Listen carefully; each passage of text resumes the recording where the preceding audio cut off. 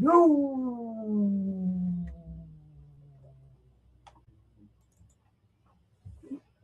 This is Mario. Beloved,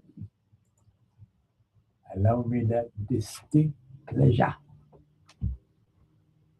of welcoming you, a heart full of gratitude for yet another Tuesday afternoon of information and enlightenment, naturally and deliciously flavored by Armstrong ice cream. Beloved, I still have not heard from Senator Gittins. Uh, have you seen him? Because I've been trying to recruit you. No, don't let me know.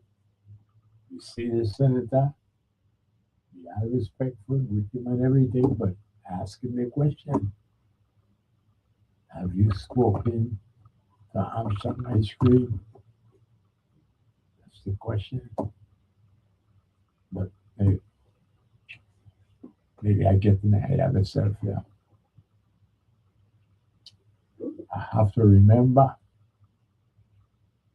because beautiful Aisha will give me the eye. That's the general. Yes, beloved, at 3:30, as they say in Spanish, no, 3:30. And in the Danish language, that's the way they operate too. 3:30. But in our lingua, we just plain or say 3:30. That's when the Crucian history question will be hard. And so, yes, as instructed by beautiful Aisha, at 3:30, we will be asking you that question. The Crucian history question for the day. You give me the Crucian history question answer for today. And beautiful Aisha will compliment you with a full quart of Armstrong ice cream of your favorite flavor. Yes, indeed, can't beat that with a black water stick. But I also have to tell you, and it was surprising to me, but hey, gotta do what you got to do. And so you will be hearing my voice tomorrow at this time because, again, my one and only sister will not be able to make it. So I will be doing my best to substitute for her tomorrow afternoon. Yes, okay. This matter of packaging Armstrong ice cream. Beloved, that is what you call a win-win-win-win-win-win situation. Any way you look at it, it's a winner. And yet, as much as I've tried to recruit you, my beloved, I still cannot confirm that Senator Kenny Gittins has approached the CEO of Armstrong Ice Cream, Mr. Cedric Armstrong, because I love it. That's the foundation right there. For those two to get together to set the guidelines for how this thing can best be done. And again, it's a winner because we begin with the product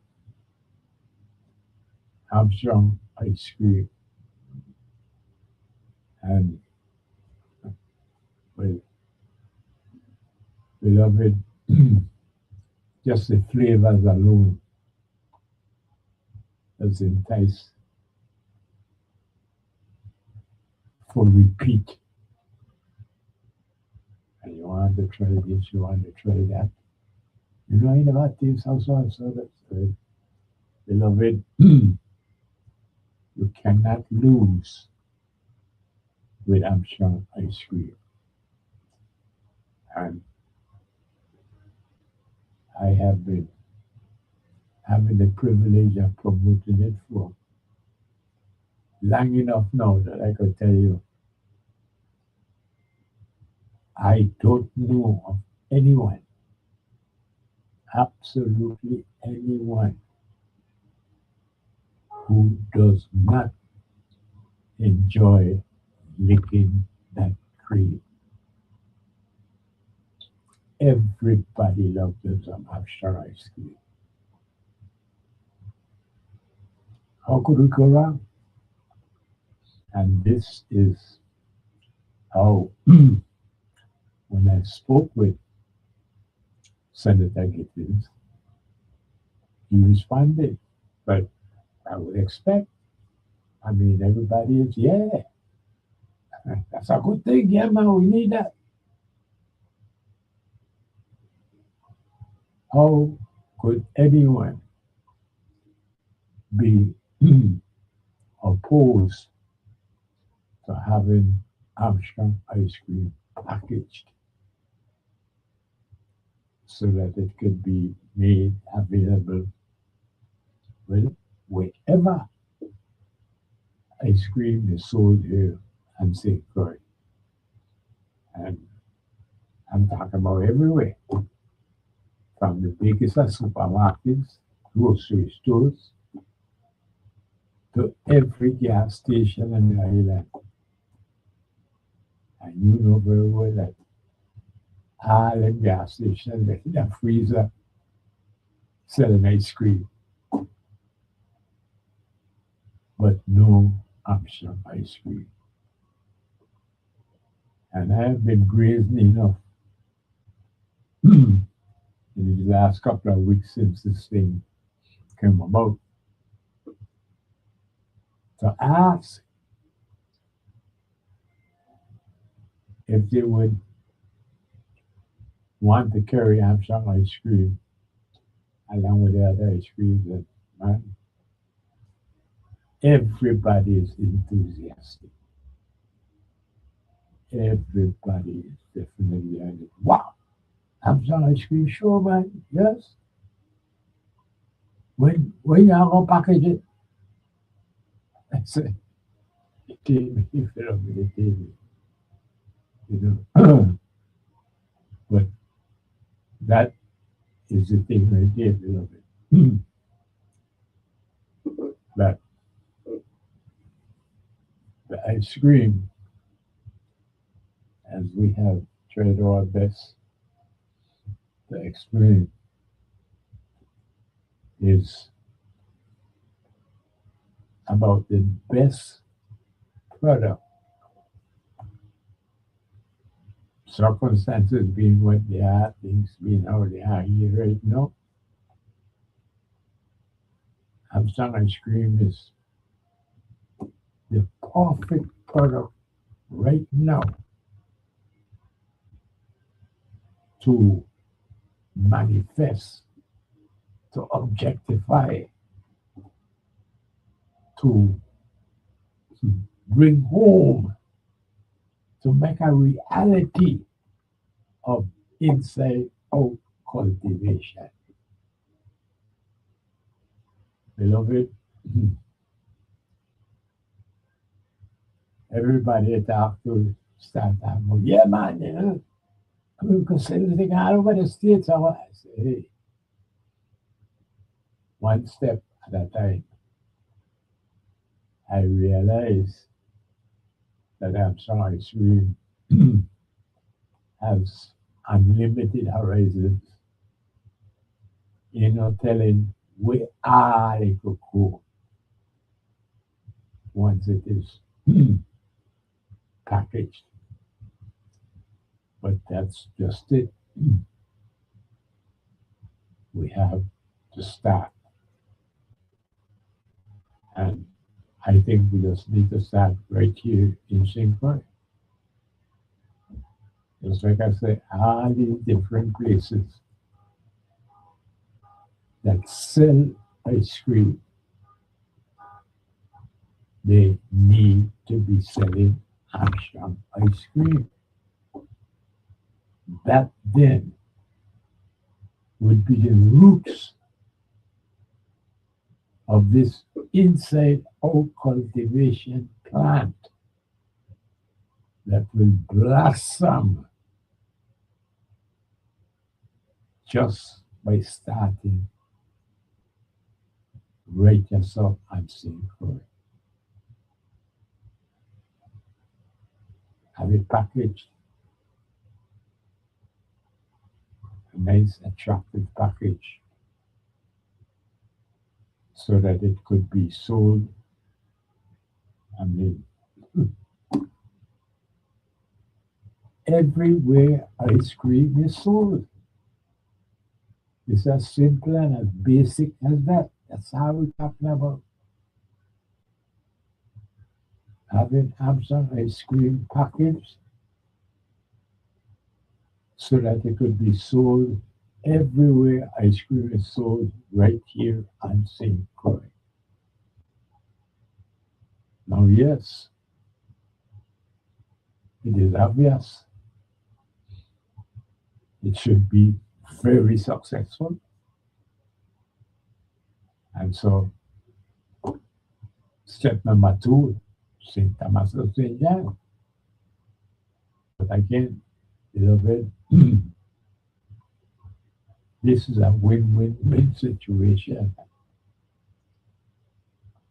So let's not get ahead of ourselves and talk about how good we do in St. Thomas and St. John, because we need to get it started. And that's why I am here, recruiting you, my beloved. I know that you're running to Senator Gittins now and then, here and there. And that's all I am asking of you. No trouble, no harassment. But when you see a good senator, all we want of you is to ask him, Senator Gittins, have you spoken to Armstrong Ice Cream? That's all. Because as a lawmaker and a senator, we know he's busy. But if enough of us remember to ask the question, it will happen. All we need to do is ask of Senator Gittins, have you spoken with Armstrong Ice Cream? It's as simple as that, and that's where it starts. And that will be the root of this plant the seed that will grow into inside out cultivation. And beloved, how we're talking about is packaging. That's it. How to package Amsterdam ice cream. And the little that I am aware of in current events, beloved, I think I've said this before. Matter of fact, probably every time since I've been on for this year, this is no March, that this year, 2026, from my point of view, I don't see it as being a very happy, a very successful, a very rewarding year. I see it as very challenging and full of problems, some that could be even more serious than I could even try to calculate. But, beloved, I don't have TV, so I am not up to date like you are. So I've taken it for granted that you know better than I do that this man that is currently the President of the United States of America is somebody who, beloved, it is extremely difficult and challenging to figure out what he is likely to do next. But there are certain things that he has made rather obvious. And that is that, beloved, he thinks himself to be a superior human being. Somehow he's the best of the best. And whatever he does is equally the best of the best. And that as Commander in Chief of the United States of America, he knows what is best. And he has proven that with Venezuela. He said he knew a regime change. That's what they call it. But a regime change was called for, was necessary to get rid of Nicolas Maduro. He was a bad man. And so President Trump well, got rid of him. And he's now in jail. I think the same Brooklyn, New York.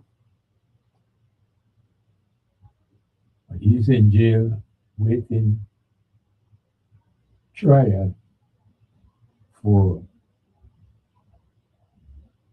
trafficking narcotics,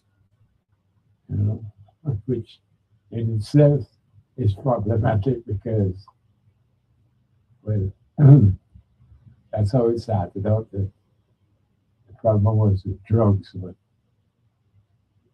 by the time he had successfully captured President Nicolas Maduro was talking about drugs anymore. It was oil, oil, and how Venezuela have more oil in the ground than everybody else. And he needs to control it. But anyhow, after that, find himself where he's at now in Iran. And beloved, uh, again, from the little bit that I have been able to understand, Iran is not Venezuela. And it is not the same as he might have done in Venezuela to get the U.S. military to somehow they had to invade and capture the president of the country. That is not so easily done in Iran. And what I'm hearing is that war is likely to spread throughout the region. And like I said, there's really no telling how far this war could spread, but that it is more likely to spread than not. Because President Trump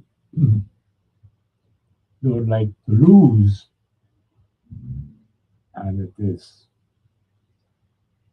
appearing more and more like he's losing in Iran, that he's not going to be able to militarily just take over the country and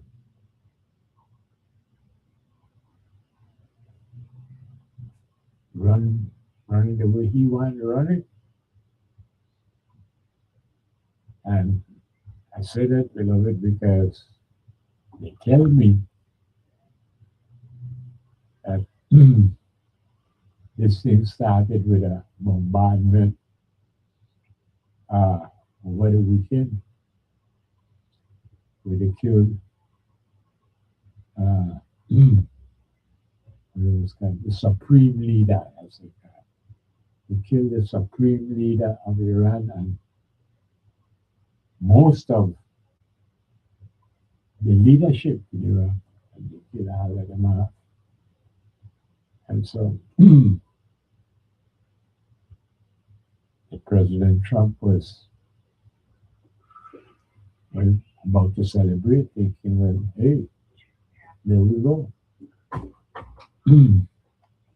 Job done, and we want to take over Iran now. But again, you probably know better than I, but from the little bit I'm getting, it's like it ain't working out quite like President Trump thought it would work out, and Iran got some plans of their own that is, making things look a little bit different than how President Trump was talking about, or just getting rid of the leadership and putting in new ones, not like in Venezuela. But apparently, beloved, they don't quite work like that in Iran. And if anything, that's what I'm getting is that, hey, it is more likely than not that war is going to spread all over the region, and nobody really knows what to expect other than that it is not going to be a good thing. And yet I'm still beloved. What's going on or not going on in Iran, I don't know if you heard it, but what I've been able to read tell me that President Trump wants to get the job done in Iran because he's still got his sights on Cuba, that he wants to change the government in Cuba. And those are the three places that he wanted to deal with: Venezuela, Iran, and Cuba. And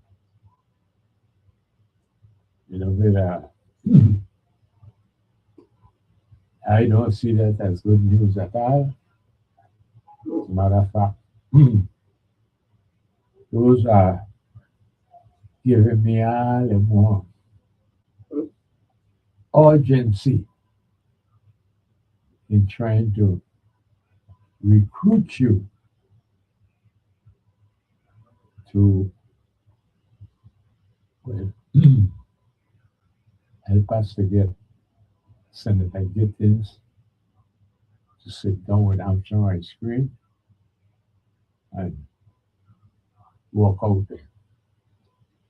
If not all the plans, at least the outline of how they can go about packaging Armstrong Ice Cream. Because, beloved, tourism, in my mind, is not the industry that we should be but depending on and bequeathing to our children and grandchildren. We need something a little more substantive, and this is where inside out cultivation is. I'm just saying, but we're at the top of the all, beloved. So let's do what we need to do, and we'll come back with some more.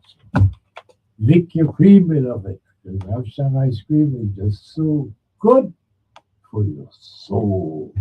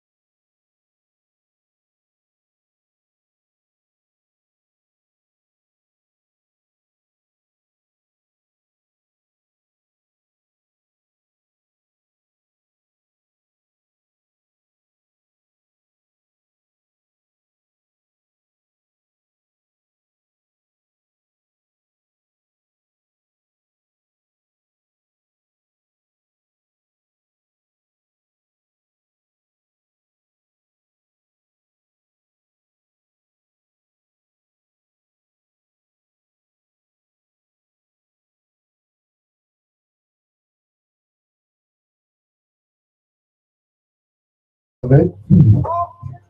And yes, you get somebody knocking on the door. So do me a favor, open the door, invite them in. Good afternoon to you, Good afternoon. and a big welcome. Thank you.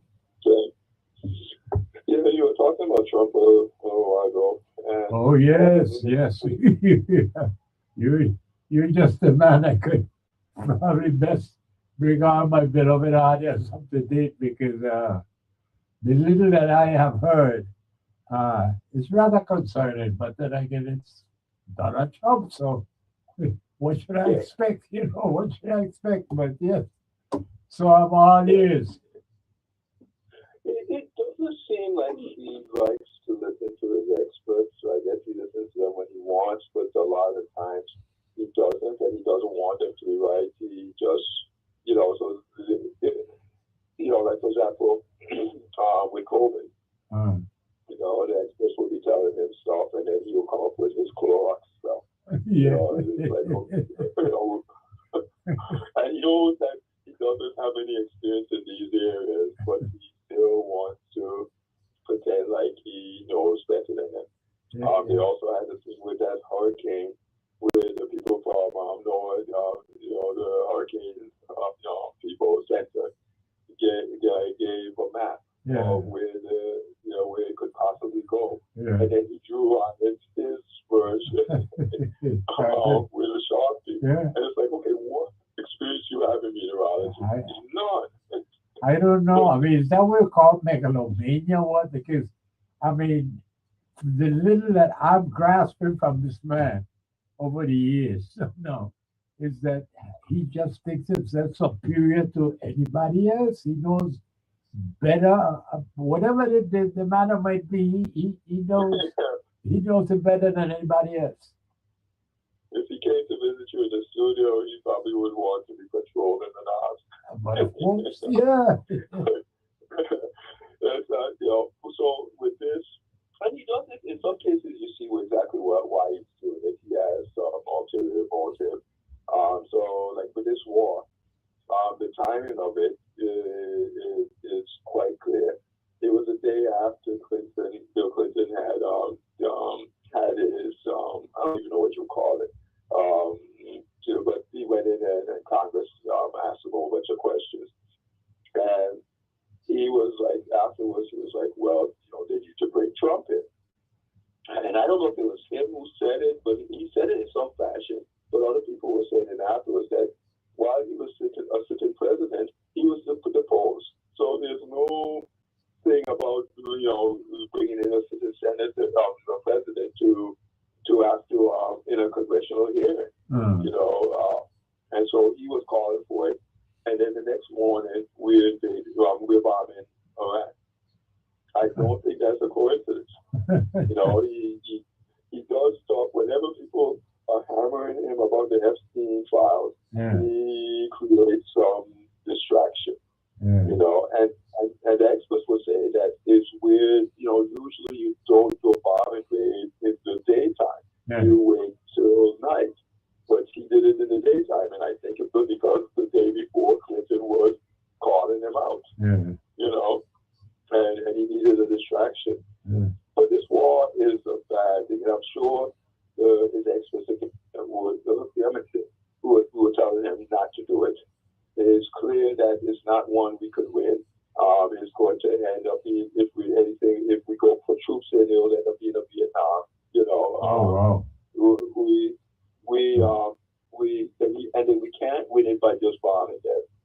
Um, and Iran knows it. Iran is like, we ain't interested in no ceasefire talks or anything. You gotta quit doing what you're doing. But they're right, because they were in talks with them when they bombed and killed their leadership.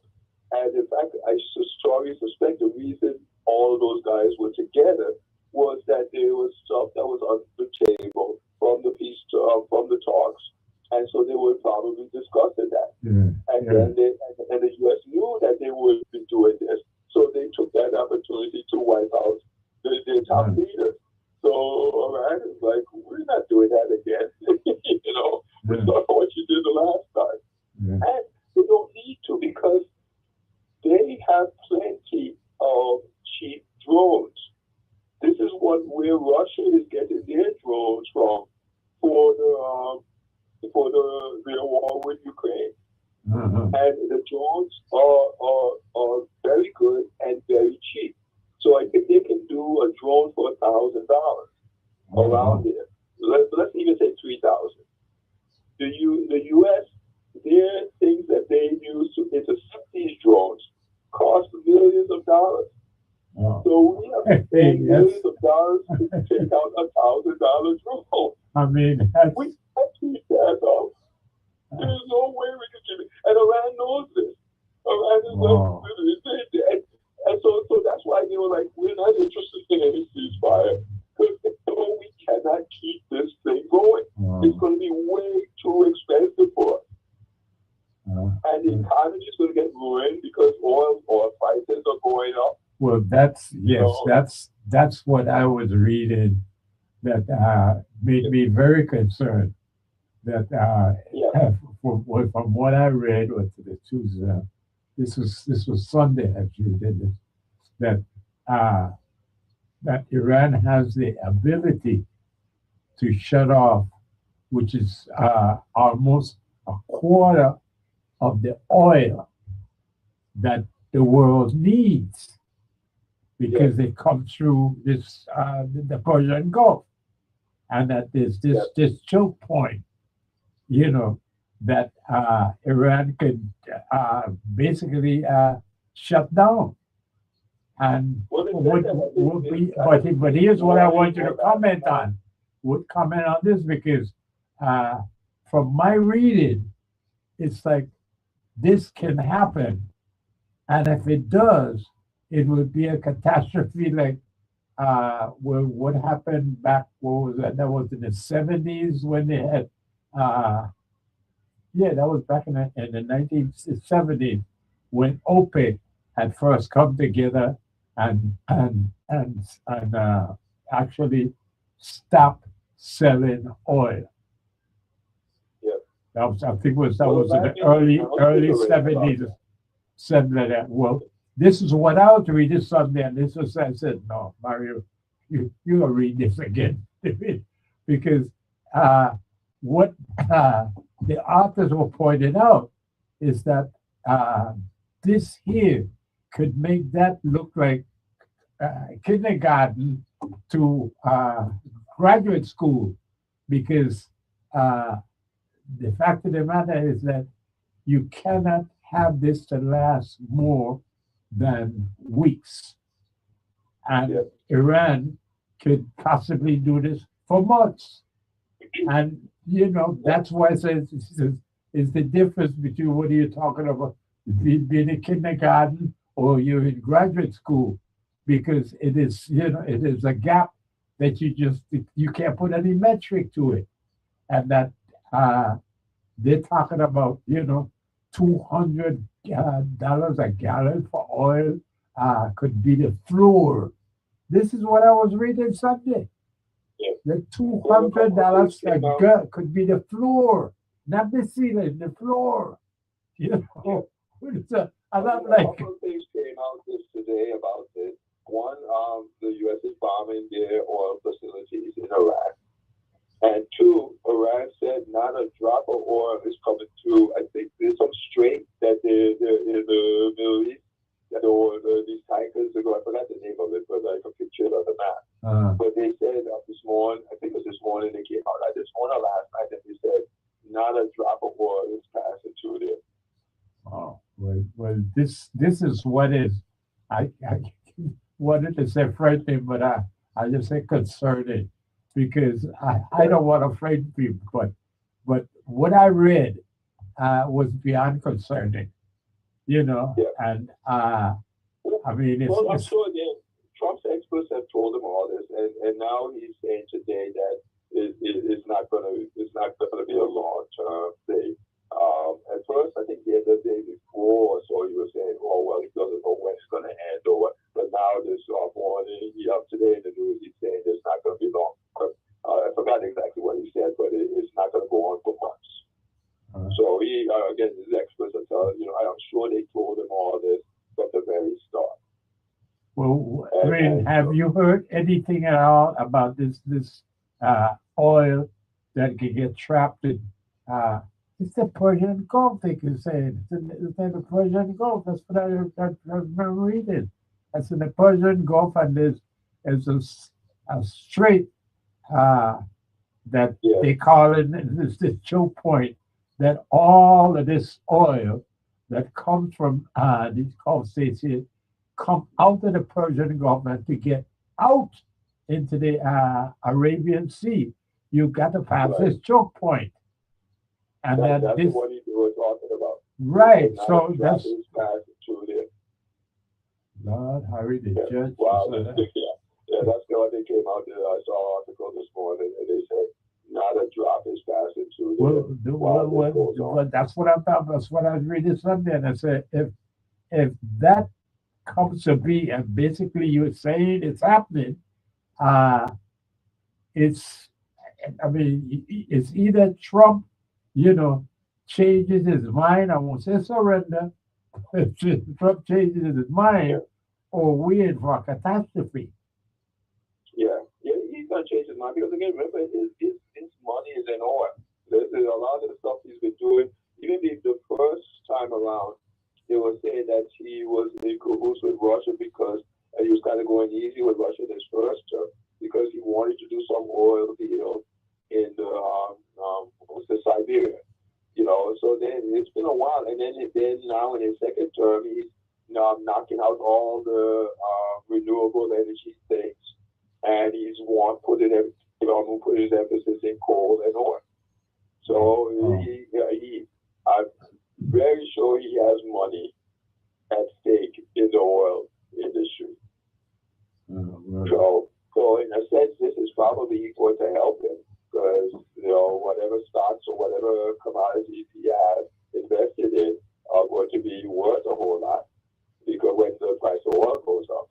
But at the same time, it's going to ruin the economy, and a lot of his supporters support him because of the economy. And also, they also support another set. So there's one set that supports him because of the economy. They think he'll be good for it. The other set is didn't want us in foreign wars, and he was saying that he wouldn't do it.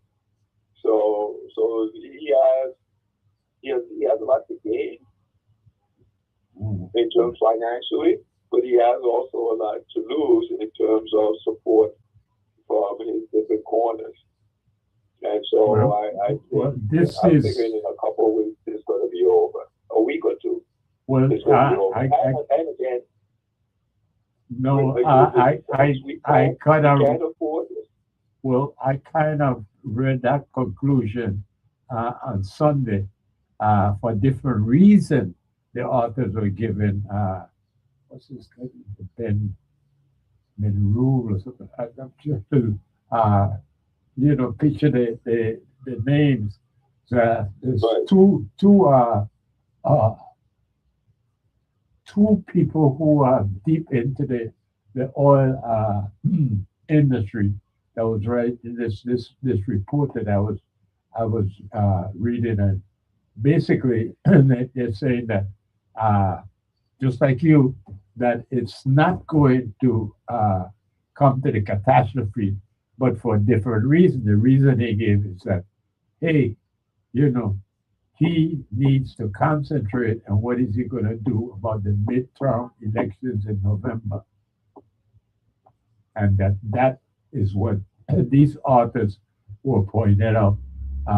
It will cause him to do other than what he wants to do because he cannot afford the way things are going now.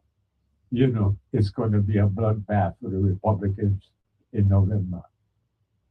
Yeah, and I think this is also part of what he's trying to do, trying to show himself as a strong man, and that all the Democrats will be weak and that kind of stuff. So I think he's doing this in light of that, but also because of that, he can't make it go on for long periods of time. I said the U.S.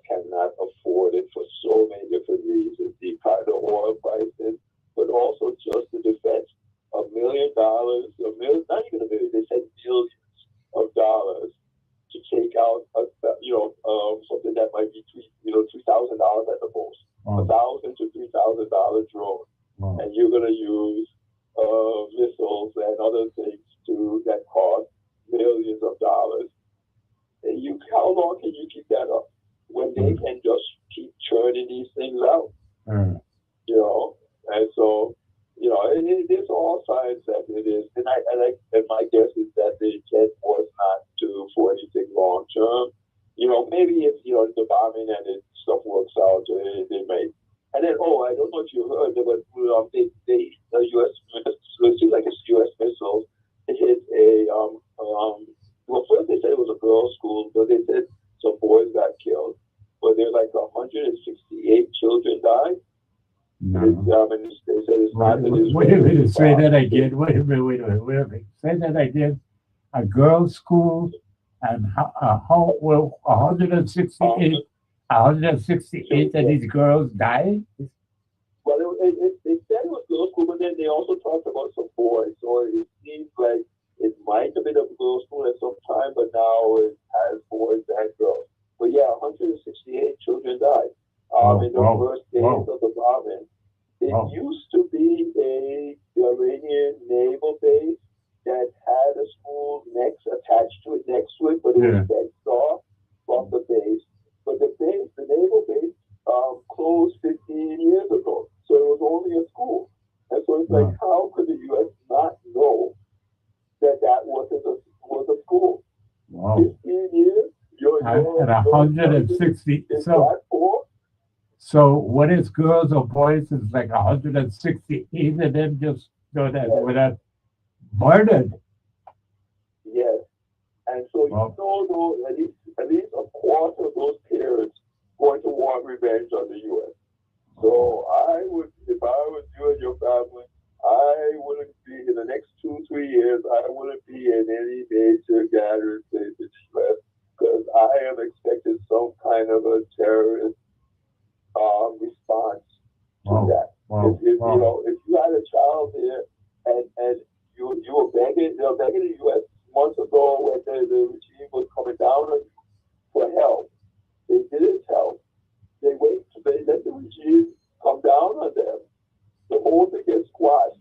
And then months later, you bombed a school that was there and just a school boy. That's frightening, man. But the number that you said, 168.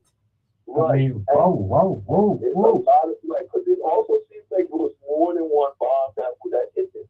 It wasn't just one bomb. From what I heard, one report said several bombs hit the school site. Well, I think. And I know one parent, she did something with patients. So she was working with patients. The school notified them to come get their children. She didn't think it was anything, and then she had like the patient to deal with. So she didn't go right away. And when she went, her son was dead. Oh my God. They're going to be Iranians who are going to want revenge, and rightly so. Of the U.S. Okay. I've had enough with that. You confirming my worst fears that I was hoping was that, but this seems like it's oh my Lord, hey. It's unforgivable. It's like, how could you make a mistake? And you really then start to wonder, was it a mistake? And I'm sure Iranians are wondering the same thing. How could you make this big of a blunder? I don't know. But again, you could say patients if it was just one stray bomb, or so that electronics went bad or something, and it went, but it doesn't seem like it. And so either they had really horrible intelligence and didn't realize it was an active school, or they did it on purpose. Oh. But either one.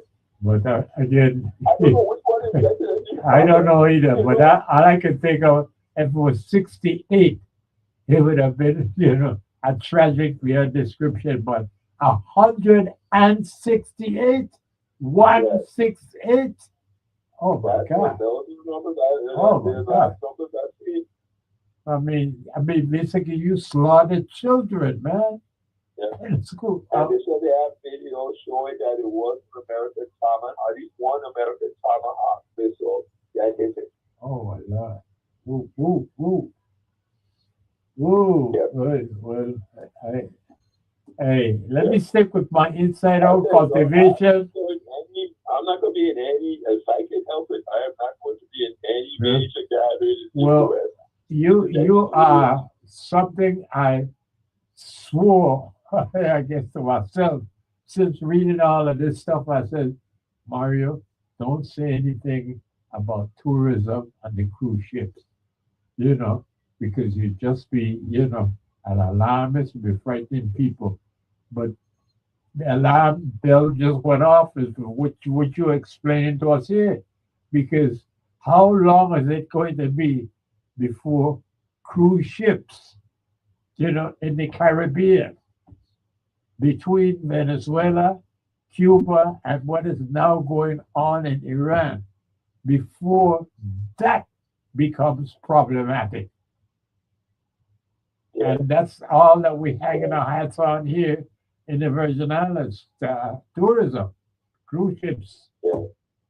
And you bring up a very good point, because I'm like, I'm not that concerned about terrorism in the Virgin Islands, because most people don't know about the Virgin Islands. Terrorists, they choose places where I will agree with that, but cruise ships, cruise ships is a different thing. Yes. I never really thought about the cruise ships. Yes, well, that's what struck me. I would say, don't say anything, but what you laid out here, Well, it's the architecture. To think about, because I said 168 children. You're going to talk about one parent is going to want to have revenge on the U.S. I don't know. To me, it's just a matter of when it occurs, and whether the U.S. gains wind of it in time to stop it. But and again, you can't blame them. If children were going to school in a known school, how can you? You can't blame them. And like I said, I mean, and the number 168. I mean, right, so a lot like I said, like, okay, things happen, whatever, leave it to God. But there's got to be at least one of them that is going to be like, somebody got paid for my innocent child dying in this match. It'd be a patience if the Navy base was still open or just closed 2 years ago. And you might say, okay, well, that's a legitimate target, and maybe this, something went wrong and they went to school. But it was closed 15 years ago. Wow. I mean, this is, like I said, I'm at a loss for words. I don't know. I don't know. And I think this is the worst thing, besides the oil and all that stuff, which is very bad. But this, I think, is a major issue that can come back to haunt us in the years to come. That's major, man. And so 168 some kind of explanation, they need to get that out as quickly as possible. I mean, I think the parents deserve at least that. They need to check it. So they're doing an investigation, and they've gathered some things. I said they found that it's not the Israelis, it's the U.S. So the investigation is ongoing. But they need to deal with this. They owe, at the very least, they owe an explanation, and I don't know if any explanation is going to be good enough. And then the thing I said, this is a group of people that were already being punished by their own government in the last month or so. I'm sure these parents and stuff have had hardships because of it. And now the people who are supposedly coming in to save you end up doing this. That's not being a good mind frame. And I don't know who in the world could blame them for it. I don't even think the MAGA people could blame them for it, truthfully. Of course, they're going to. If anything happens, they're going to make a big deal. But they're going to know in their hearts that we set this thing, on its path. I'm at a loss. Like I said, I just, Okay, they say war is sick. You know, it's not a good thing. Not at all. I'm And gonna they say stick that usually a lot of times more civilians die than the actual soldiers. Well, thank you for the update. No problem. Not what I was hoping. It was worse. Yeah. I expected bad news, but actually didn't expect this. I mean, this is, I mean, let me just say the word. It's frightening, and it is because, like you keep saying, 168 children. I mean, and, yes, you could expect more than 154, but I guess some of the wounded may have died, and so the last number I heard was 168. All right. Well, Thank you so much. All right. I read the judge. We got another card too. Let's see. Good afternoon. Good afternoon, Mario. Mr. Williams, good afternoon and a big welcome to you. Mario, Yes. I want to stick with inside out cultivation. I think yes. I agree with you. I agree with you. Mario, how far is St. Thomas from St. Clair? Tell me it's 40 miles. Mario, what happened to the racetrack? How come things have fixed the running? So, Mario, what the question I want to ask? Yeah. If you got horses, right? Yeah. How are you supposed to train them and St. Clair to get them to St. Thomas? Well, that is part of well, a big part of the problem, Mr. Williams, is that you have too many people here who have horses that what they have from what the courts never run, and they are more concerned about having the horses run than having a racetrack on St. Clair where they could run, so that they have continue to train the horses. I passing over them on the road in trailers. Either they're going to swim the house or they're coming from swimming the house. They continue to train these horses because a race horse life in about about 5 years if you're lucky, and what they're doing is seeing that and saying, listen, we got to get some races in St. Thomas instead of banding together and putting pressure on the people here. Say, no, you got to open our track. This is the track. That thing is St. Thomas. This is a merry-go-round or something, man. Yeah. But nonetheless, this is what it comes to. And that is what I see more movements over here, that more and more horse owners are more concentrated on getting the horses to run. And so they will put the horse on a boat to go to St. Thomas so that the horse can run. And the point is that, but what happens to St. Croix? They need to put the efforts in the track on St. Croix, and they're doing that this one. So, what happened, you see? Mario, what I'm talking about. Yeah. Even if you're training your horse or whatever, swimming your horse, Yeah. that's not real training. No. You have to get them on the track to exercise and run. Yeah. Mario, it's like you got a racing track. Yeah. And you don't got no track. Yeah. How do you gonna know how fast you can run? You ain't gonna know. And that's the problem, but they're not moving together. They somehow they're more focused, and getting the house to St. Thomas to run. And I mean, That don't make no sense. no, it don't make no sense, but this is what we there. And you got, St. Croix man got the house running in St. Thomas. Mario, they just had $5 million said that they give them, they're going to start doing something in March. So we got about halfway in March. Thank and you. that's not been- But as how we keep getting it for year in, year out, between the racetrack and that baseball stadium and Frederick said, the son, I mean, we are the biggest fool you could think of. I mean, we just continue to take excuse after excuse after excuse after excuse. And I mean, this thing, like the stadium at Frederick said, this started with a Thornbull. Yeah. How's that?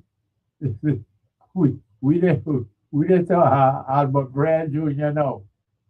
No, as far as the restaurant go, they tell us so many different lies that again, it seemed to me that a lot of people don't expect that they could see a racetrack at St. Croix in a lifetime at the race house that they now have. And so that is how it comes down to that. If I go ever see my house race, I got to go to St. Thomas. Mario, let me ask a question. You was around when Winfield pioneered something like that. Do you think that man that then would have up for what's going on now? No. No way. But that's the problem. You put your hand on the problem right there. That's just it. It's a different mentality, and that what we see now is not the togetherness we need to put the pressure to get the track open, but rather they say, no man, my house going to be 5 years old, not going. My house is 5 years old now. I got to go and start running. It's a shame. Mario, you're talking just now about the stadium in Frederickson. Yeah. I was watching the World Baseball game in Puerto Rico. Yeah. Mario, the people are in their goosebumps. You got to get goosebumps to see how, I mean, there's so passionate about the baseball, Mario. And you got a stadium in Frederickson just burn bush.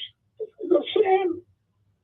But this is just well, that's a two shameful things there, the stadium and the racetrack, and we allowing it to happen.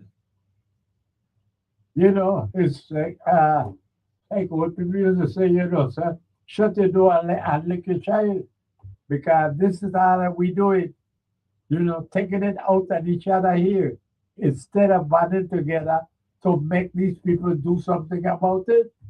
But you got big. Finally, Mario. Yeah. Ain't got nobody could dispute that inter-island racing is one of the most exciting races. Mario, I saw a race that had a chicken noodle and the other half. That time, that was race, Mario. I never seen so much people in my life on the track. What we doing? And the island racing, it was me at 1.5. Yeah. And I put my foot down and said, I am not taking my hat to St. Thomas for one unless we resurface the track so I could train my hat on St. Croix and then take it to St. Thomas. But I'm not taking it to St. Thomas if I can't train my hat. Well, Mr. Williams, this common sense you I talking. understand your point. This common sense you talking. And I don't know what has happened to our people here. I don't know how to explain it to you, because they can say that is St. Thomas is not a racetrack. That's not a horse track. You got a bull ring. That's not a horse track. Mario, you can't race training out on St. Croix. Who is the champ at the Boston Empire? It's on St. Croix. All right. But you could imagine if they had the proper facility to train them. Well, and how you think you get into Highland races that you talk about that you saw with all the big crowd? They just St. Croix. Because you can't, what kind of inter island race you got to the bull ring in St. Thomas? I don't know. Well, there you go. That's what I say. You talk it sense, but I don't know what's wrong with us. Over the years, Like, our people made it change. But you do anything to us now. And how we doing this? You know, shut up and lick your child. Amalia is such a beautiful track. You get there. It should be like a state-of-the-art Caribbean classic. It's supposed to run on St. Croix. Well, We got the track. But like you said, we don't come together. Huh? You prefer to take your house to St. Thomas to run. Yeah. I understand the point because you have a limited time to run. I understand that, but you have to put your foot down to get what you need. That's my label for today, Mr. Mary. well, it's again, it's a a sharp point that you know nobody can dispute, but nonetheless, you know that is to show you how much our minds have changed, our spine, our cojones, you know, have changed over the years. That you could do anything to we between the stadium and Frederickson and the racetrack and the middle of the island. I don't know what else to tell you. I really don't know. You I know, could imagine the people them, the ancestors them rolling over in the district. That's done with our people. We're the scared there this far. And the racetrack. If I was the family of that thing, I get my name out. Something, my family name. Where is the track? Put the track back on. That's my label to them. well, I thank you, Mr. Williams, and keep with it because somebody got to show us spine, Mr. So I thank you for showing yours. Thank you. All right. Okay, Mr. Williams. All right. Good afternoon. Hey, Mr. Mohan, how you doing? I ain't doing too good, but I'm glad to hear you. So welcome you, man. Come in. Okay. I can't touch on this topic yet. Let me ask you a quite honest opinion. Uh, When last you passed by the hashtag? I just pass what they call it, at least 2-3 times a week. Because I was got, what they call it, I just got business by the airport. So I just pass through there and I know that, yes. Well, anyhow, yes, I just pass there regularly. So what do I have to say? Oh, what do you think $5 million could do for that there? Well, it could, you know, get a truck that you could at least use for walkout. But in terms of the stadium, in terms of having a full racetrack that could have races and attract people and things, I think you might need more than $5 million. But okay. I think about it in many different ways. yeah. I think just cleaning alone take a good bulk of money. Just to clean it. You know, but the main thing is the track and the track itself. That is the beauty of the location.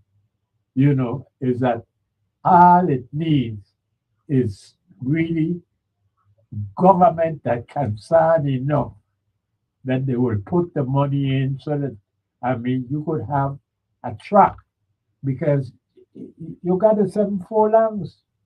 They did. You know, all you need, you know, is to not have the surface. And like I said, you know, it take a few $1 million.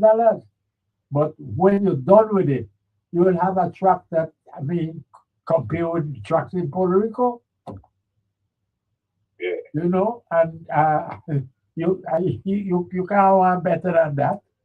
But the thing is, you know, why is it that so much harassment that love us to the point that even though we ain't got a truck, you still carry your house.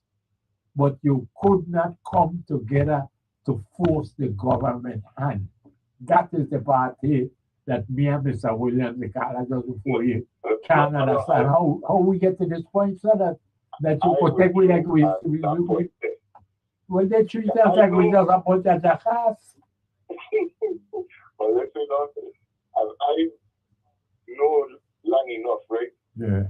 Once you start something wrong in the Virgin Islands, they're going to remain that way there, and that's how they're going to stay.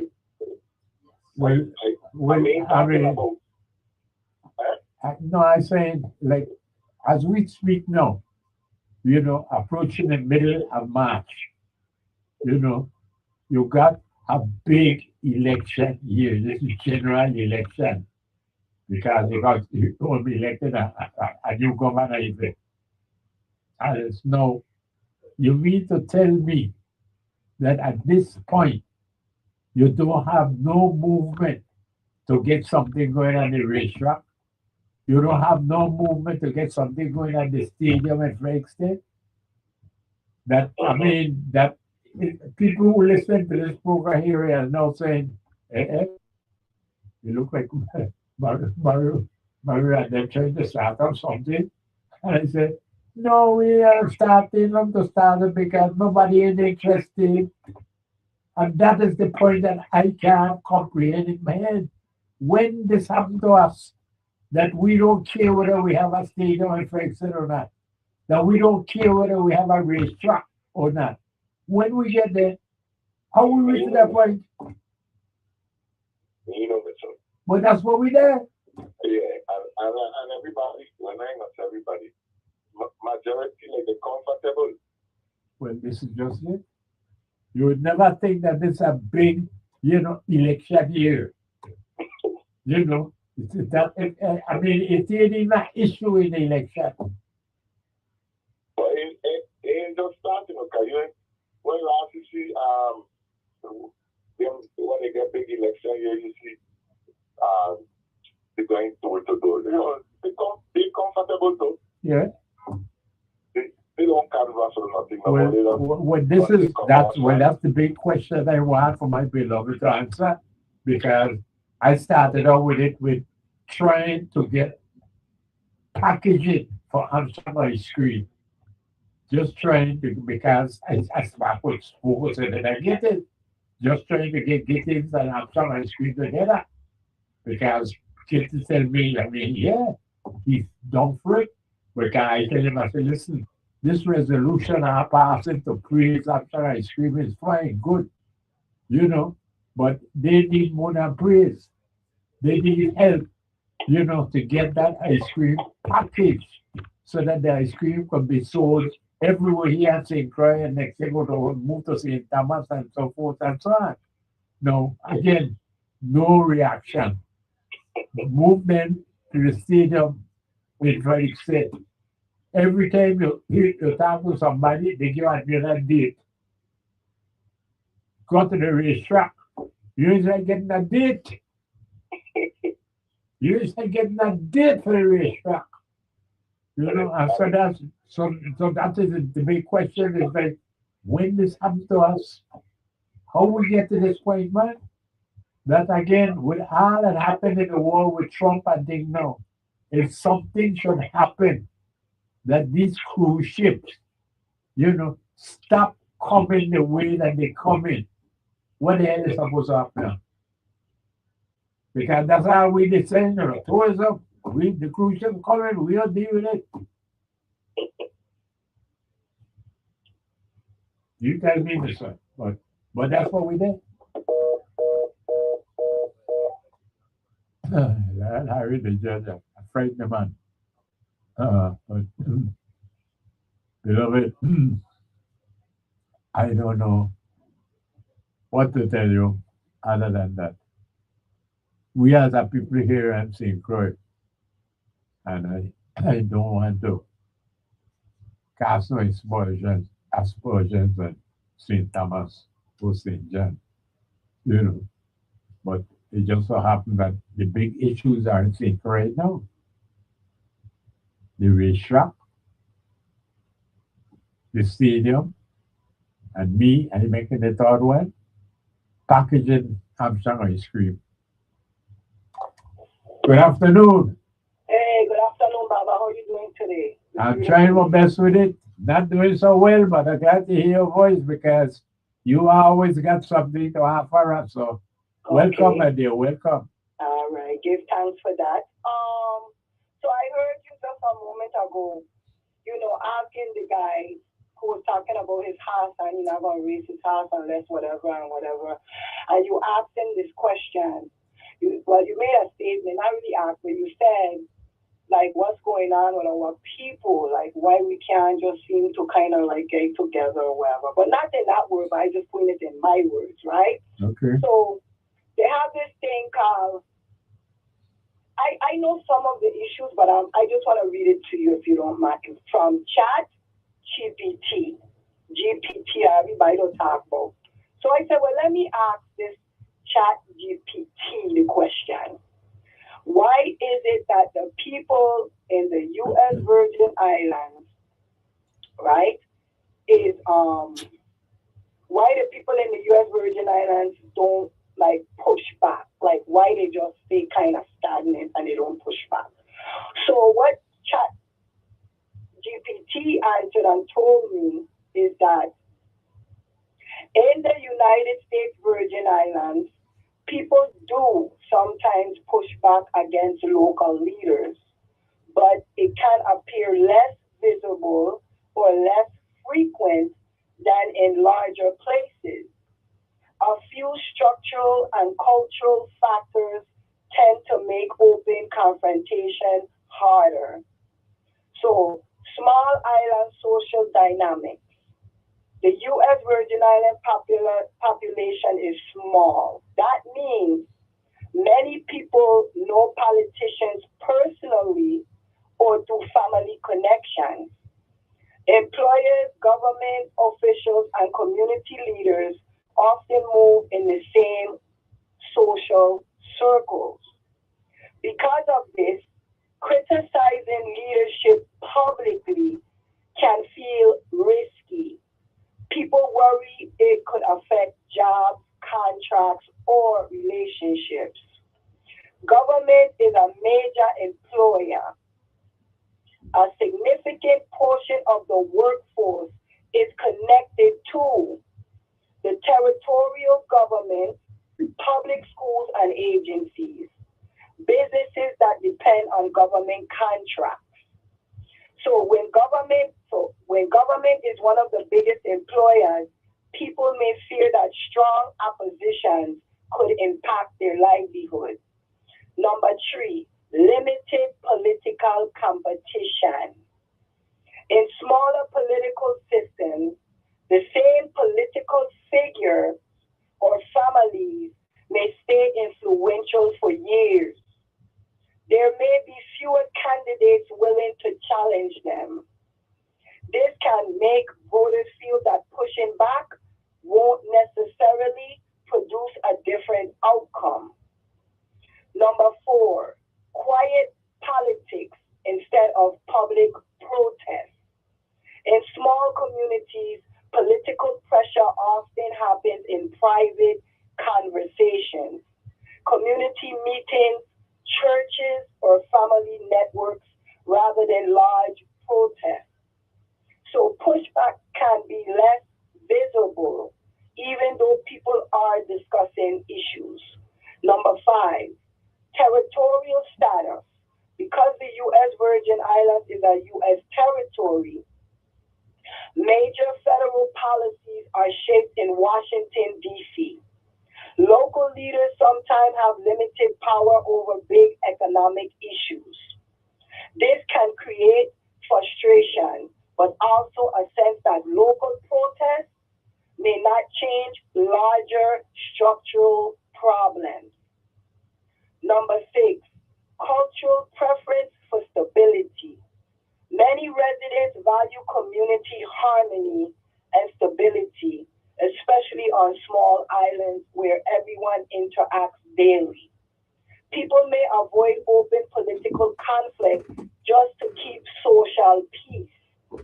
So the bottom line, right, Baba, is it's usually not the people that don't care in places like the U.S. Virgin Islands. Social ties, economic dependence, and small community dynamics can make public political pushback more complicated and risky. So I just wanted to put that out in the air because we keep saying this thing, right? That we need to come out and vote, we need to do this, and we need to do that, and all of this. But it do have people out here that's doing it quietly.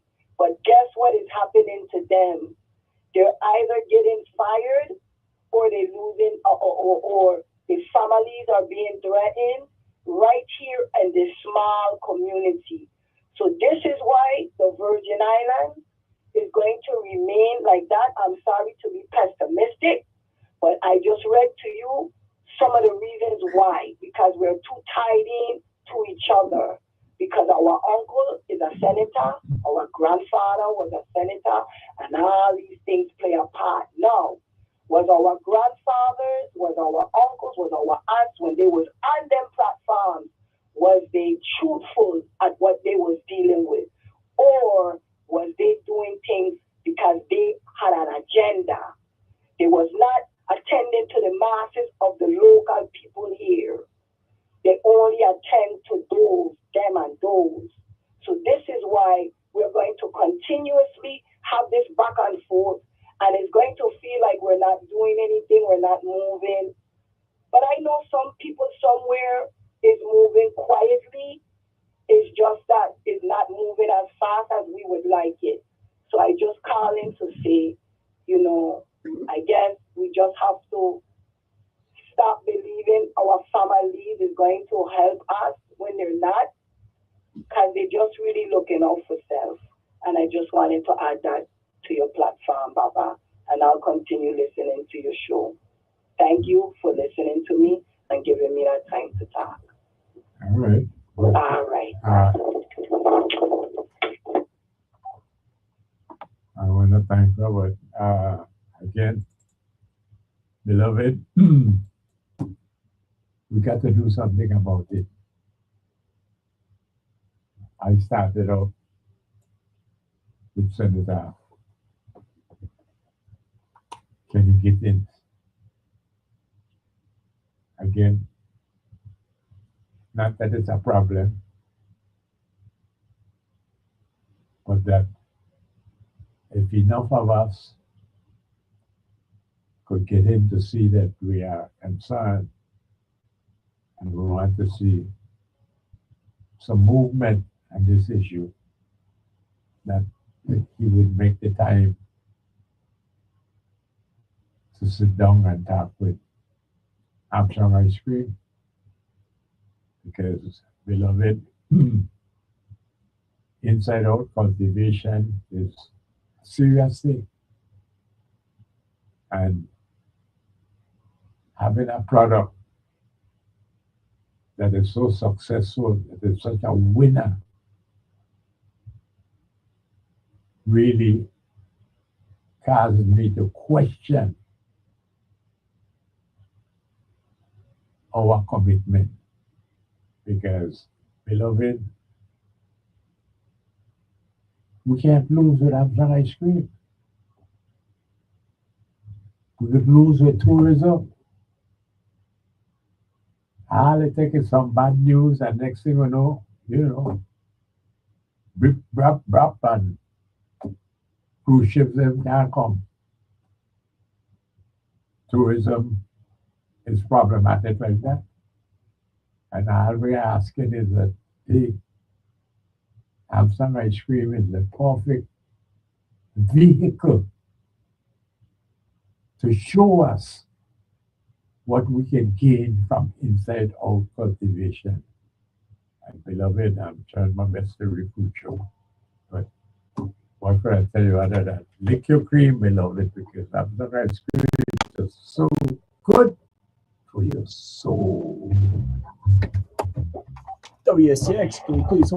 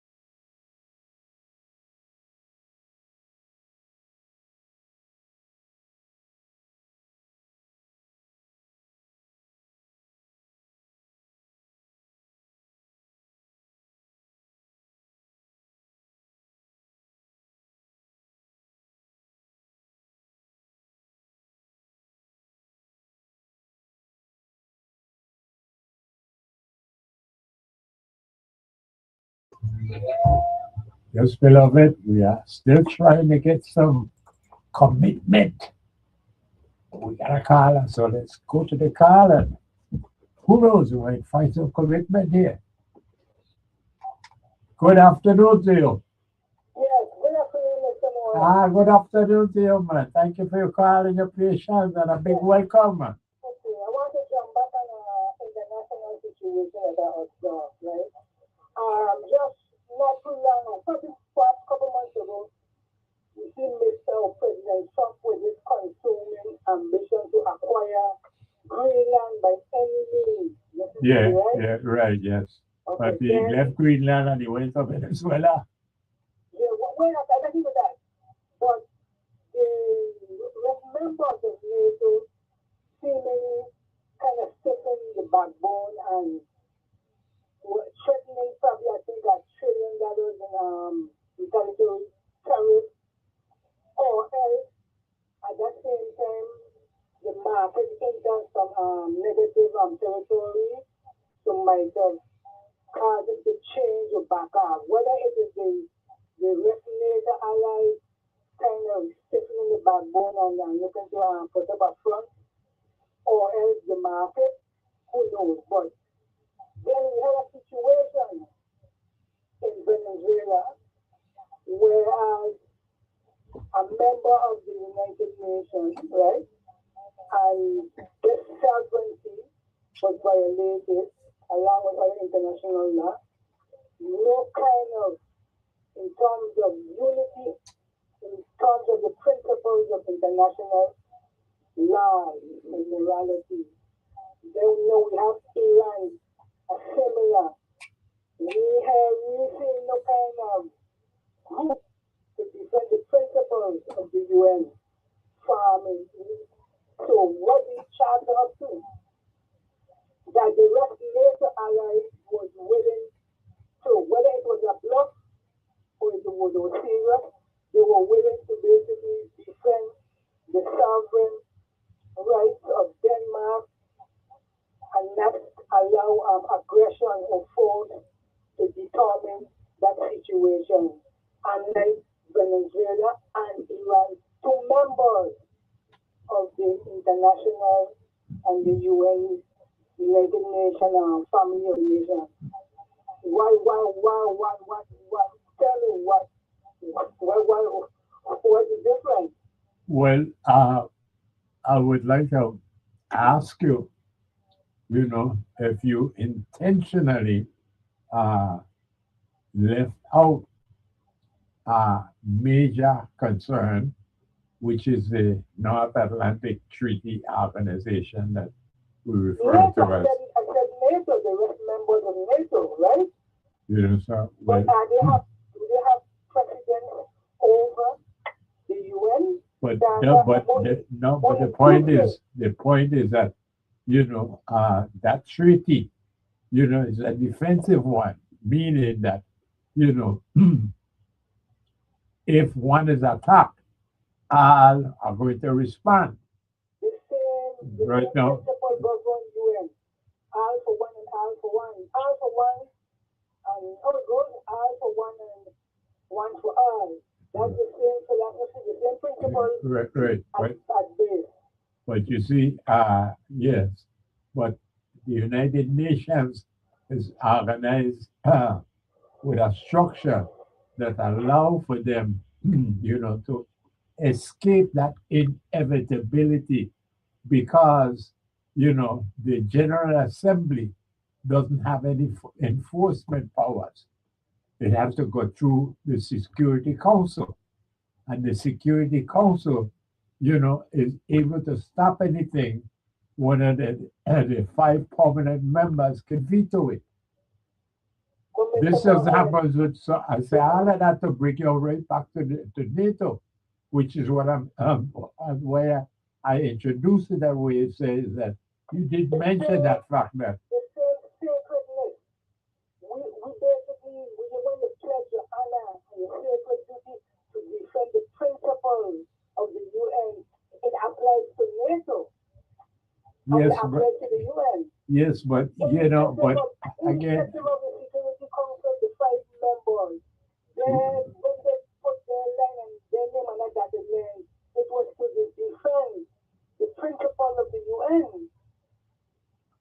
I'm agreeing with everything that you're saying, other than that to say that, to have any enforcement, it has to go to the Security Council.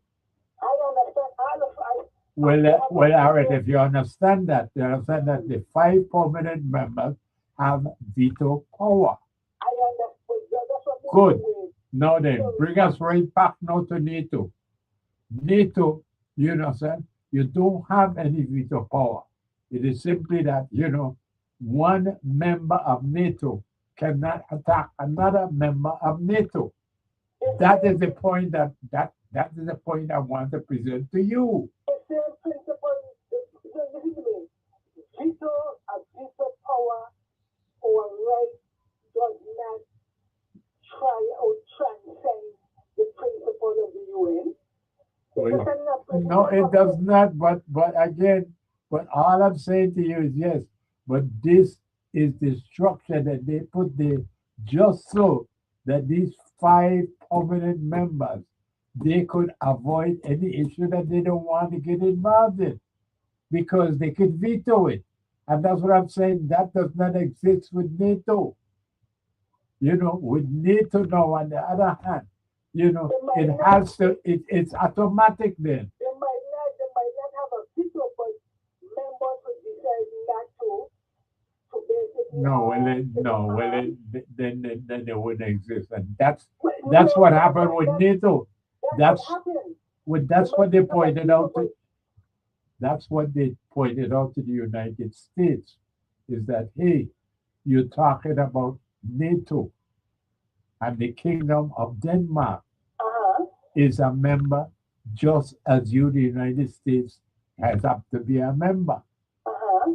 And, any attack by one of the member against another could cause all of us to have to defend the Kingdom of Denmark. Or else the very organization will basically disintegrate. Thank you. Well, the same thing could be made at the foot of the UN. Well, again, it could, but because of this structure, why you think there's a difference between the General Assembly and the Security Council? And, like, for instance,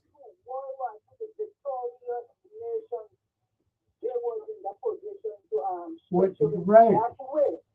But this is the Mr. Moran. This is right. I feel that if all the members that comply or compose the General Assembly, along with certain members of the Security Council, agree on a very important issue, even though one nation that veto, they could act unitedly as a body, and just like how the United States and Israel act outside of the UN, and did what they did to Iran. That same assembly and a few of those security members, they could do it. We will stick to the principles and not to the prejudice or what have you of a nation, but we will deal with the principles.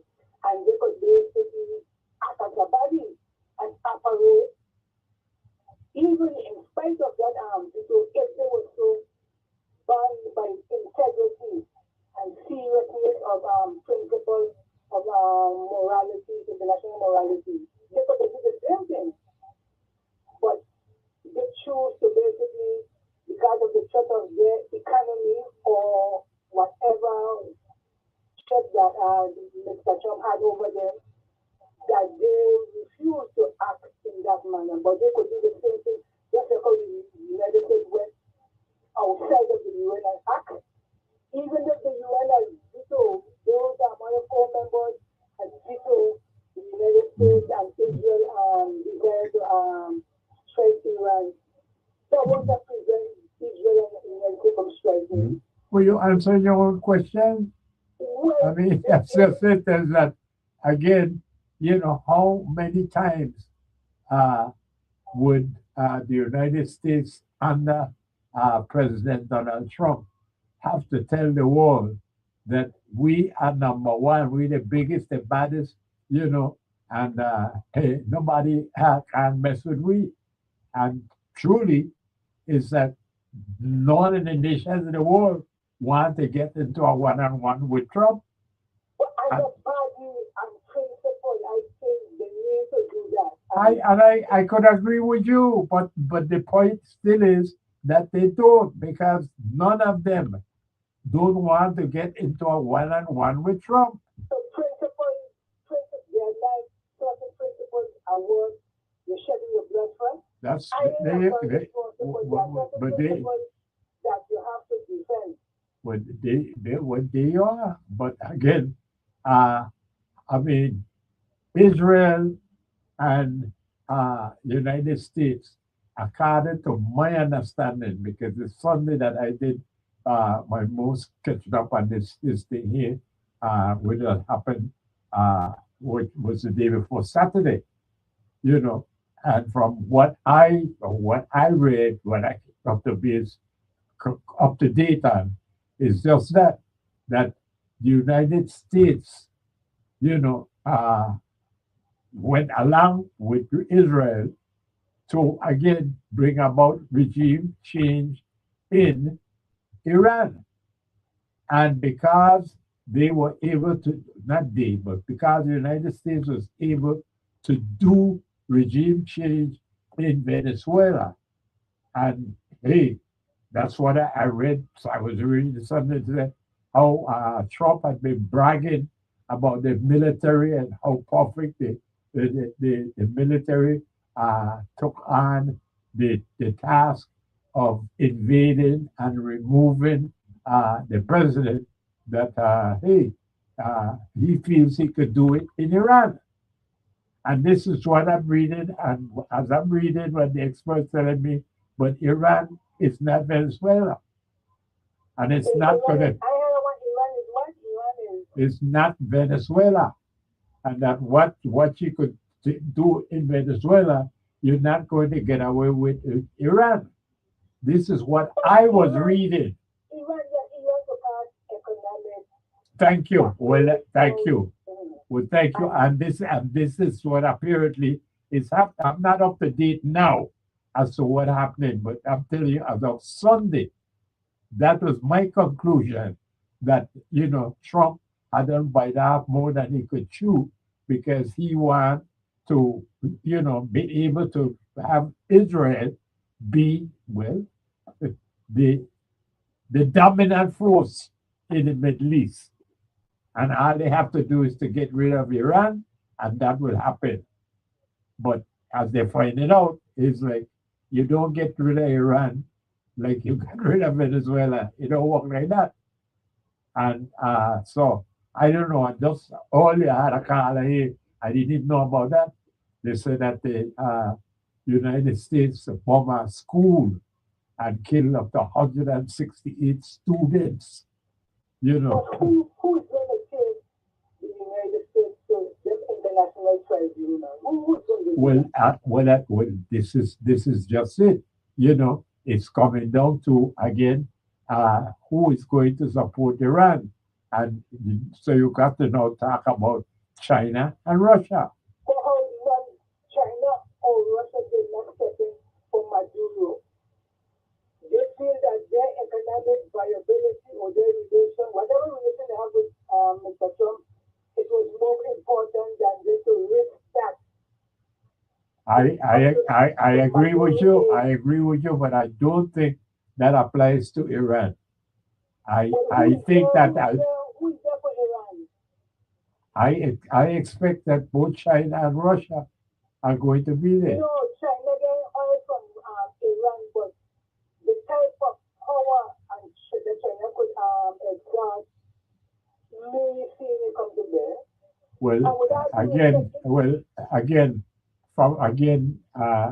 And I don't know where the situation stands right now, but from what I have been able to read over the weeks, I know China in particular, not Russia, but China has weaponry that even the United States can't deal with. Things like, and I again, Sunday when I was reading this thing, one of the things that I heard is that is that the United States cannot deal with. In other words, they have weapons. Well, and I will tell you why. I'll tell you why.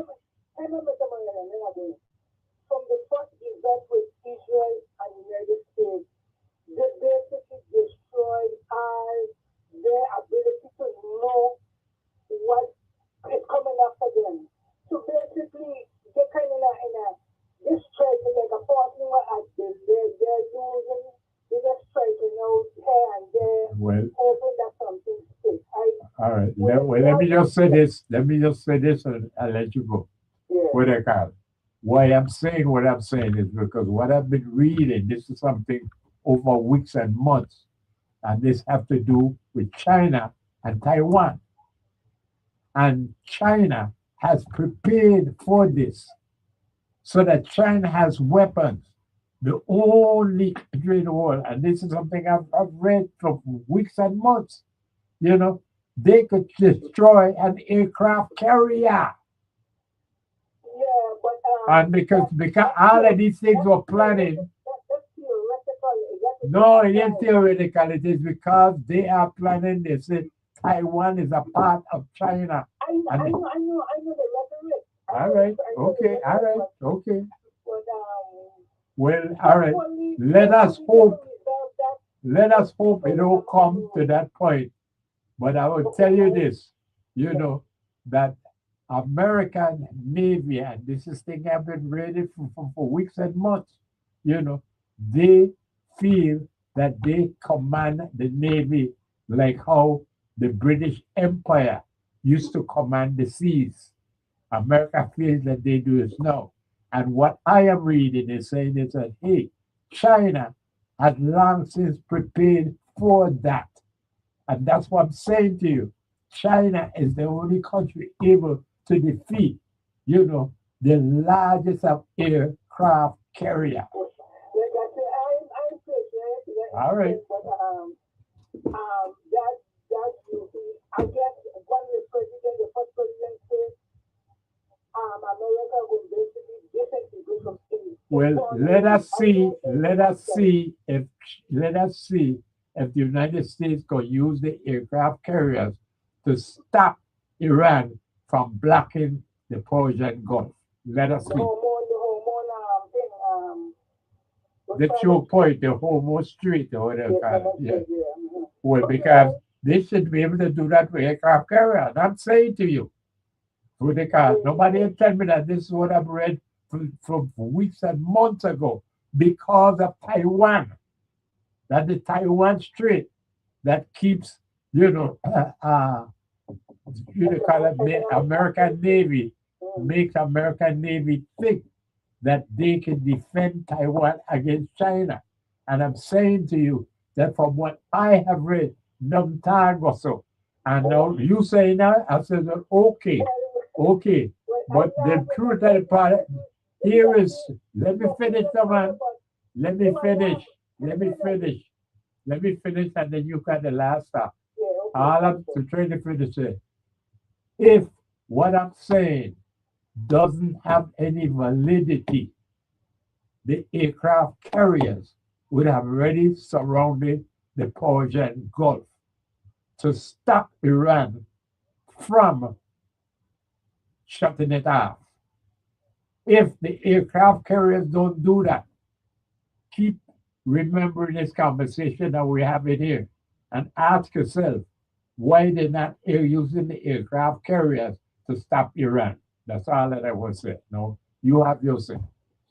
Well, the expert them say if the one regime change cannot happen just by basic unless you have people on the ground, right? And I don't think Trump is ready for that. I think he would like to basically suffer as little as much casualty in terms of like personnel, people, right? Yeah. So I don't think he will cover the ground troops. So he would like to do as much damage to structure and things like that from But the Hormuz Strait is a big thing because if you allow Iran to shut it off, the entire world will be affected. And that is why I'm saying to you that, hey, they should have. But look how they say another way. This is desperation. To me, in my estimation, Iran would have need those other Arab state countries, and they straighten out and say, you don't do that. You don't have two of the most powerful you have America and Israel, and you straighten out possible allies. To me, that is a desperation or like. Right. I don't know. Well, we'll see because all of these things can be unfolded within days, because all it takes is another week, of Iran stopping the flow of oil going through the Hormuz Strait, and the world will be affected. So it ain't gonna be no long time. It gonna have to happen. You and me is a part of the world now. We had it, I think, in all 20, we have 150 something a barrel. We cannot survive and sustain some. When they gonna say it ain't gonna be long. It ain't gonna be long. Well, I pray, don't come, I pray, staying ahead, reasonable ahead, resolve this thing, And if the president wants to prove until we achieve this amount, we prove our point, and then the regime people and the Iran say, well, we survive the superpower, and we sit there and we bam bam. Well, this was up for settling those victories, whatever you want to call it. Well, I agree with you. I mean, it's that.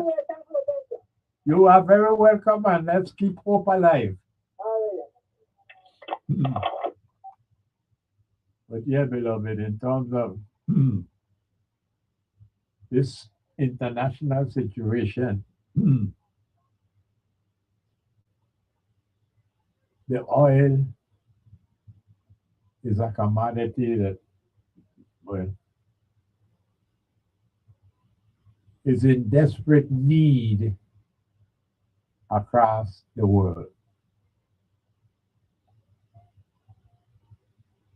Oil is what causes things to move.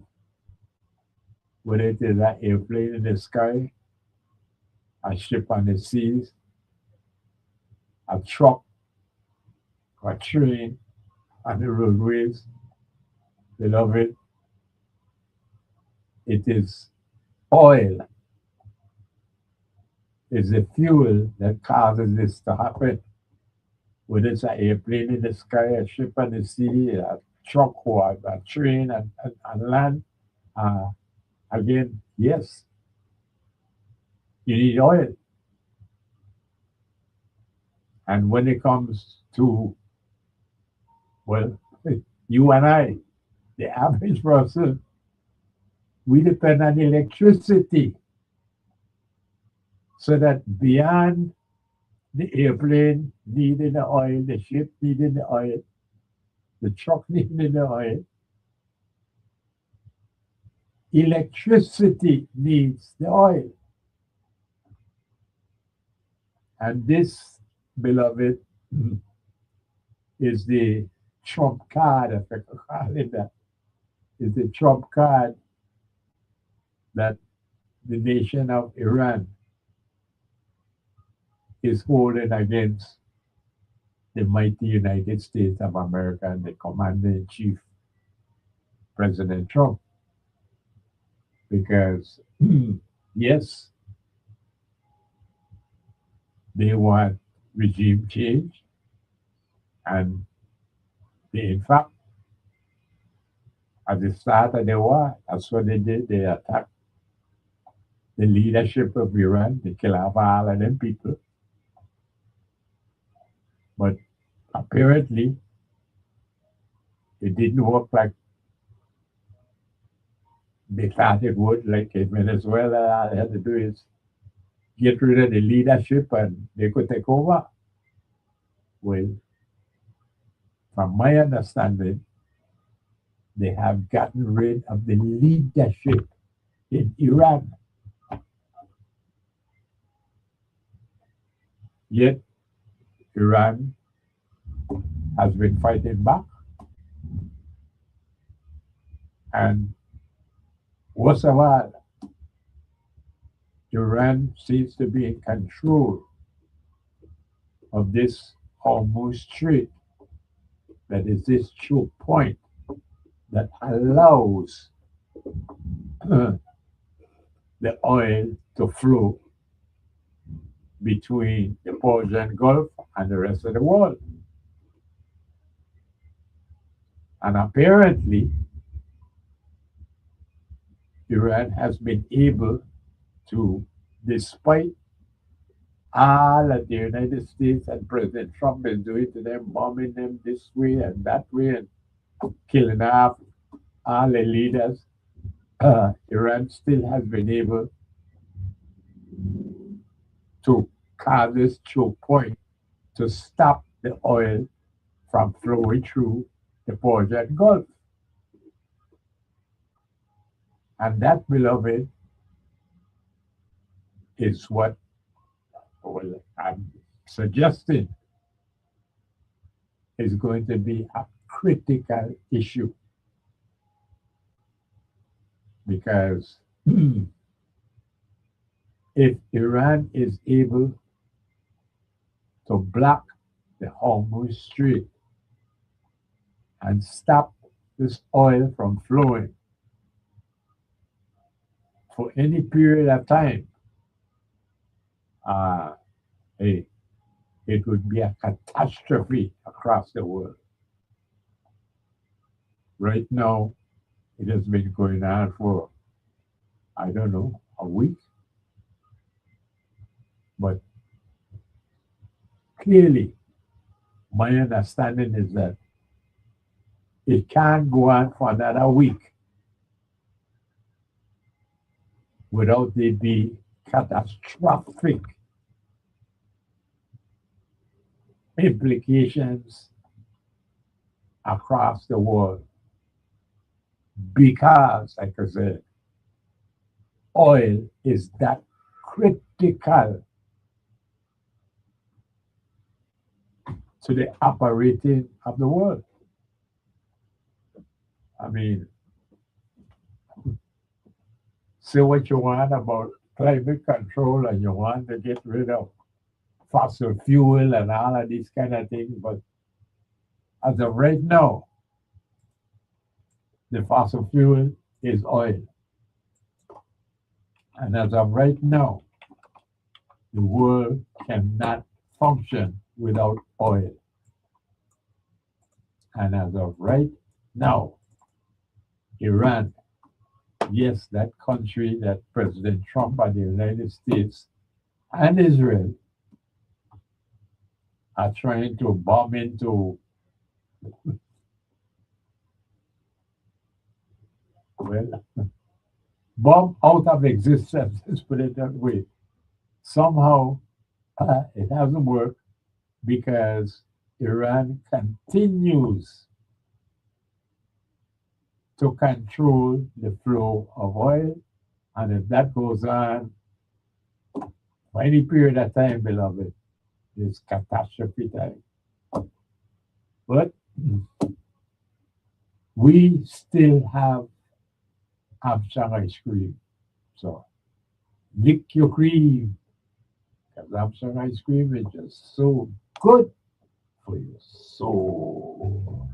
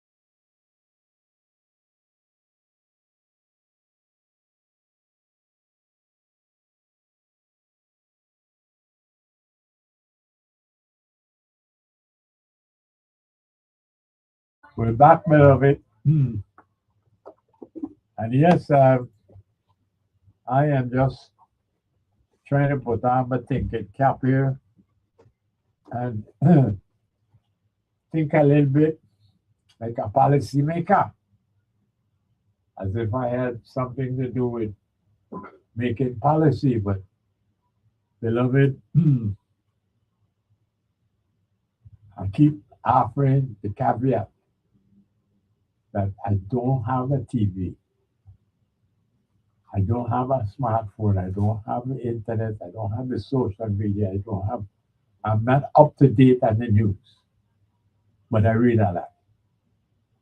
And from my reading, I am troubled that after all is said and done, Iran is still able to shut off the flow of oil out of the Persian Gulf.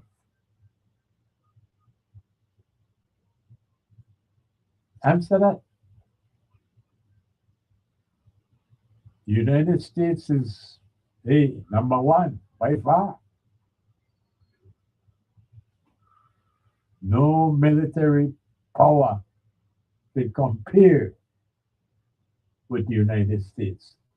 None. Yet and still,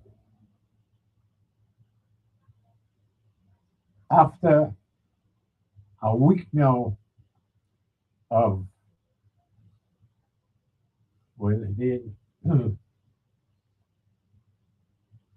carefully a week. I'll say that because, let me see, today is the 10th. Yes, man, that's what they call it. If today is the 10th, that means that for more than a week, Iran has already been able to hold off the power, the might of the United States, and somehow be able to continue blocking this, what they call it, the Strait of Hormuz, Hormuz Strait. This is the passage in and out of the Persian Gulf, where all of this oil has to come from. And the fact of the matter is that, well, since this war has started, no oil has been able to come out of the Persian Gulf. And that, beloved, is what I'm pointing to as extremely problematic. That, well, how is it that the United States hasn't been able to stop the Iranians from, well, blocking the oil? How is it? That is a question that I don't have an answer to, but it's sort of like, well, wait a minute. You explain to me how this mighty military force of the United States, how is it that they can't shut down Iran?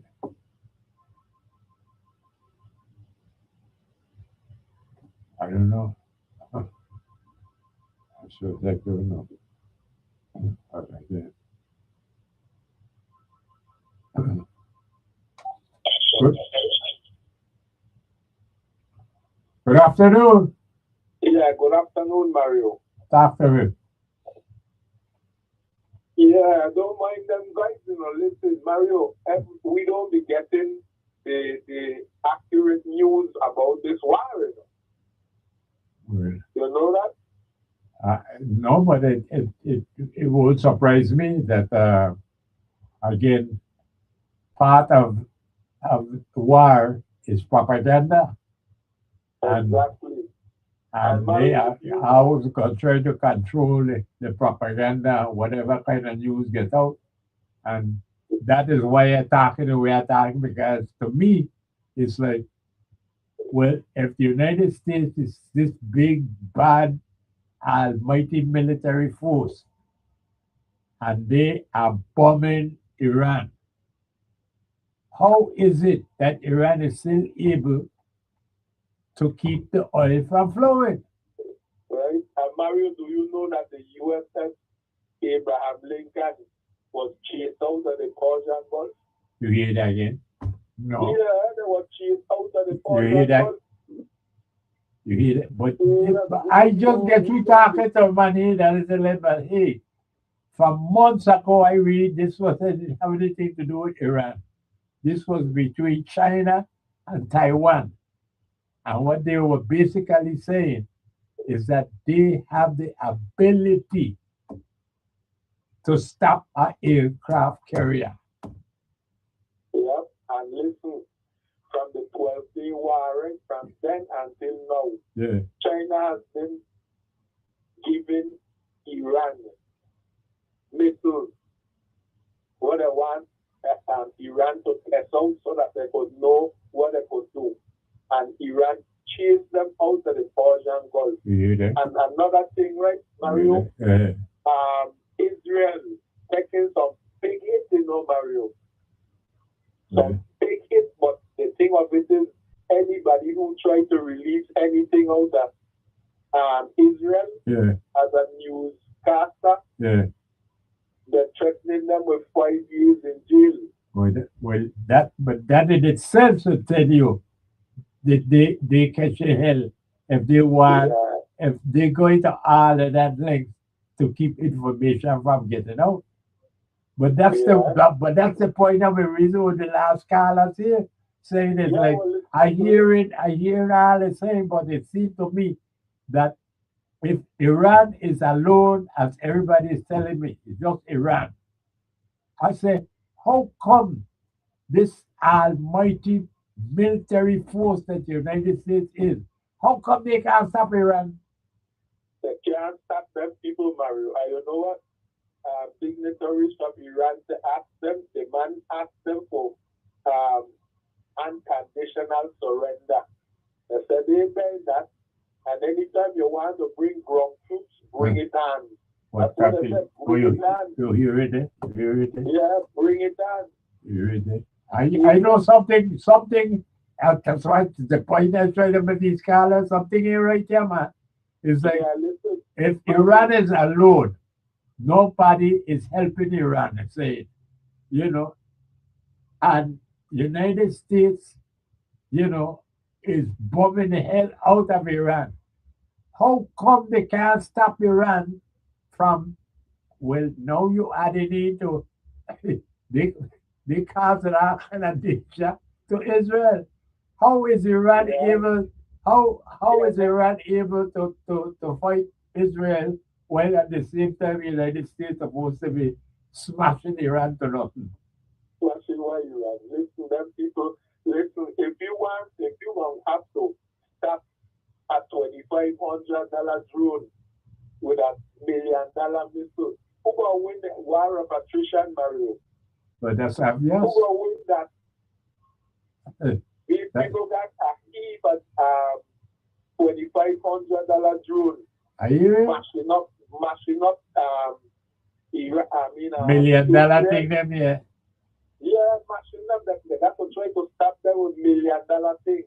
I don't know, you don't know that money that's bigger than what Iran spending for the little thing that they got. And they break out the baddest thing that they got yet. What? Only not, oh, that's what they're saying. What can you do? That's what they're saying. That's why you see Iran telling Trump, if you want war, bring your soldiers, bring them. What a thing, you son. Yes, bring them. What They're a thing. afraid. This, Serious, so all these things that CNN telling people and all kind of things and they believe it. Watch Mario. Like weekend, Trump on leave and gonna say that he win the war. Trust me. By weekend. well, I would tend to agree with that because this is what they in my head all the time. All the time as I talking to these scholars here, is that what they in my head is Bowie. If United States is the baddest military, I said, me argue with that. Nobody got military in the United States. They got all kind of bomb, all kind of the missile, all kind of everything. So okay, fine. Iran on the other hand, you understand, is like a little boy compared to United States. So how is it? This is what trouble my head all the time. How is it that they worry that the gas price don't pass $100 a barrel? Well, How come these Iranian people strategic, you understand? Yeah. They're hitting people want to give credence to America over in the area. Because what we don't realize that all these people over there ain't the same, you know. Check. All of them ain't the same people. There's different people. Saudi Arabia and Iran is different people. You understand? Yeah. Yeah, there's different people and they're strategically stopping oil and gas. Saudi Arabia stopped pumping because Iran knocked the place. Well, that is what got me. It's like they can't hold out but so long because the world need that oil and gas. Right? The world need it. So that and when you say that by weekend, you know, Trump will find a way how to shut it down. I will believe that because Trust me, I don't see it already from the news. People them that I don't watch on my phone, you understand? yeah. Yeah. He gonna come out and say he win it. And leave Israel right there with the nonsense. But I like when I play named Dubai. Yeah. And them things that people don't knock hotel in Dubai, you know. What? Serious. What does it say? Your butt say when I hear this thing, keep going to my head. I said, but how United States is supposed to be crushing Iran, and yet Iran could do all these things. Yeah, listen, these people ain't afraid and they're strategically doing things in the Middle East to cramp America and its allies. That's what they're doing. Because they don't know that America and the allies need oil. They need oil. You understand? But that's the whole thing there. That's like if United States is truly as powerful as they are saying, they're supposed to be able to stop Iran with that so that the oil can flow. But that's what they might hear. If you can't even prevent Iran from choking off the oil, what are you telling me, man? Can't stop them people, my son. Them people don't stop. They're afraid of America, my son. They're afraid. What that thing They're is, son. afraid. What that thing is. So we shall see what we shall see, Mario. That's right. All right, listen. All right. Thanks for the info. Thank you, man. All right, good thing. All right. What that thing you have to know it. Good afternoon. Hello. We shall see what we shall see, Mario. Good afternoon. Good afternoon. Welcome. Oh, thank you. Can I get down? I'm listening to you. This is Mario. It's the Mario. We here talking about this war back and forth, right?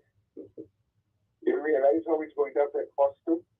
Well, this is the point that I have been trying to bring in because, like I keep telling myself, I am not up to date on what's going on with Iran and Israel and all of that.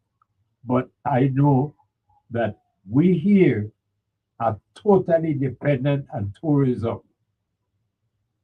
I am trying to push inside out cultivation right now, trying to get, you know, uh, you, Senator Gittins, I couldn't even call his name, to get Senator Gittins with Armstrong ice cream to package it so that Armstrong ice cream could be part of our inside out cultivation and it could be sold well as well ice cream, you know, because I don't know that the way how this war is going, that today or tomorrow or maybe next week, that you hear that the cruise ships them can't come anymore because there's a threat going on between Venezuela and Cuba and whatever else and so on. But the point is, right now, our government have us totally dependent on tourism. And tourism meaning the cruise ship passengers. And I say that is, hey, that is not a solid economic policy for an island to be so totally dependent and have no way of sustaining itself. And so, again, the international problems only make me more concerned that our government, our politicians here, don't seem to be concerned about how dependent we are as a territory. Mario, let me ask you a question. We just talking about this now because of war. All those years, even when things was cheap, did our government ever work together to put something in place for our benefit? Never. I've been talking about inside out cultivation for forever. Years and years, and they don't want to hear it. I even had suggested before this ice cream thing here, I've been suggesting, I said, listen, we could be self-sufficient in eggs. Everybody uses eggs here. You mean to tell me we can't even produce the eggs that we need? Not even that. But again, nothing. Okay. Something that is most important to all of us Yeah. is our children. Is that so, Mario? Of course, that's number The one. most important thing to all of us is our children. We want to see them succeed. We bring them in. You ever see when those young girls have their children? Is them kind of a fancy shoes and so they want to have the child, you know? Yeah. And here is it now. When they go to school, you're going to tell me a man go to school for 12 years. And when he's finished, he can't read. But that's how poorly our school system is performing here.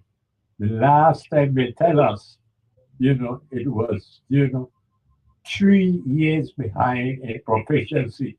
So that when you're in 12th grade, it is as if you were in 9th grade in a good school. So let me ask you a question. If they are the ones with all these ton-loaded degrees, they're the ones who setting the standard. Yeah. And still, we're doing so poorly. Yeah. Now, we remember all those teachers went to school, get a degree. Yeah. They have this thing where you have to be highly qualified. Yeah. And you mean to tell me, from kindergarten, Mario is like, I've been in a house from foundation. And when I reach and turn over the house to you, the house falling apart. Right. Would you give me any kind of a grade when I turn over the house to you other than a failing grade? No, I wouldn't, but yet the Commission of Education got a raise, I think, this last year. So No, but you see, that's why I say, but look, it's not now it's happening. You would think from when it starts happening, if your roof leaking, Mario, Yeah.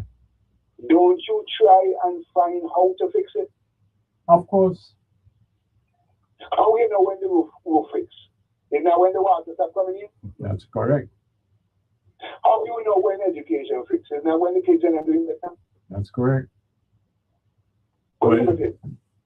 From the time when they have the money, it's private school, they send their children in.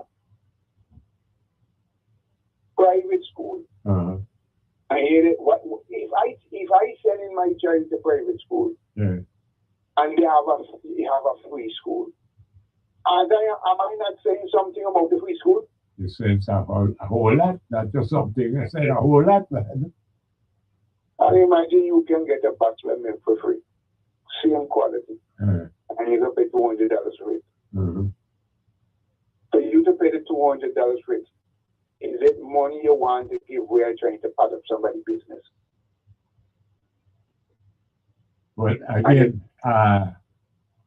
we've been in court, but we're still in court, over the education matter.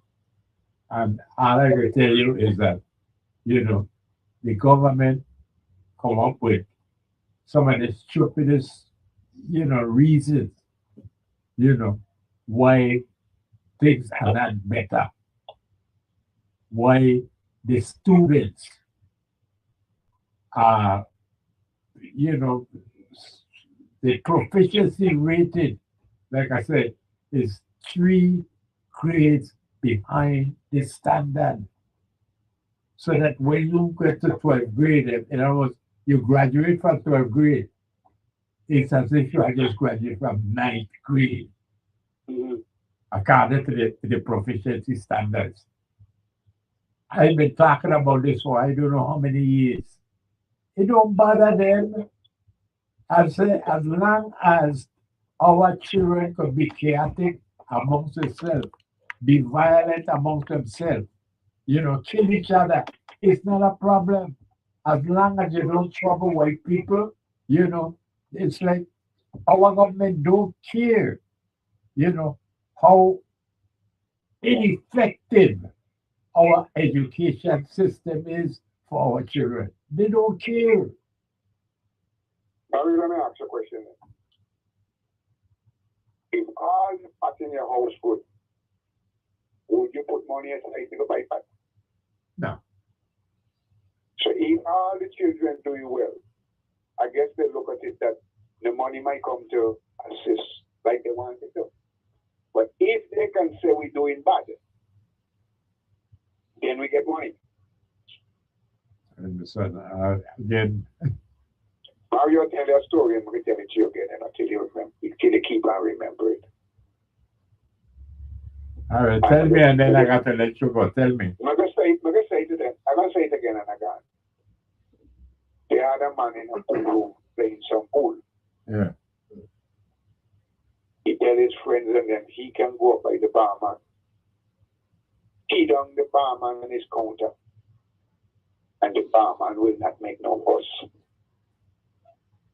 You did a joke already, or no? I gave it to you already, but you've seen. Go ahead. Don't let me stop you from telling you. Can't belong with you to hear it. If you notice, it was a plan. Yeah. He bid on the man for $300. Yeah. But he pocket $1,700. Yes. You always got to remember something sometimes in the back room. Yes. That's nobody telling you. Yes. Something that we seem like common sense, we would want to try and make our children and them successful. And for all these years this happening, something ain't have to be going on.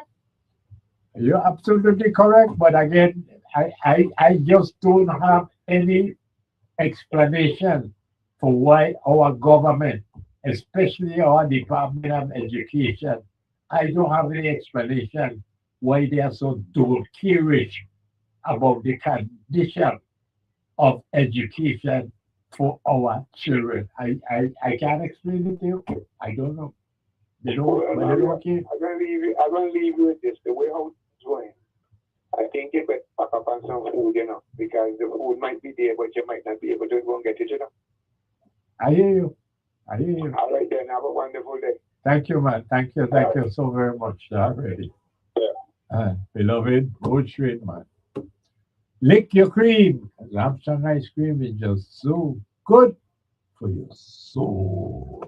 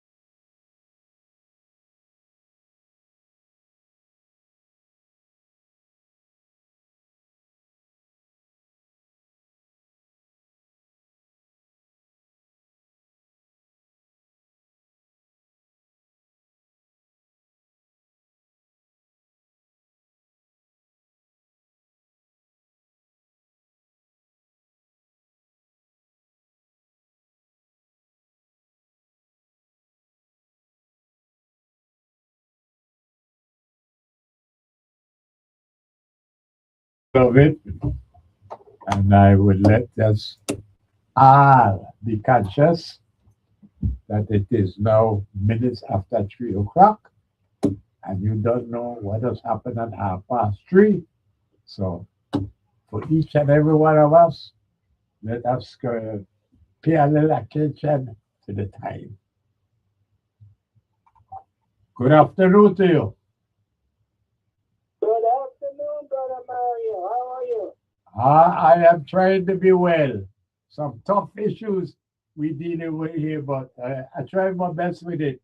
You sound like you're doing all right. Welcome.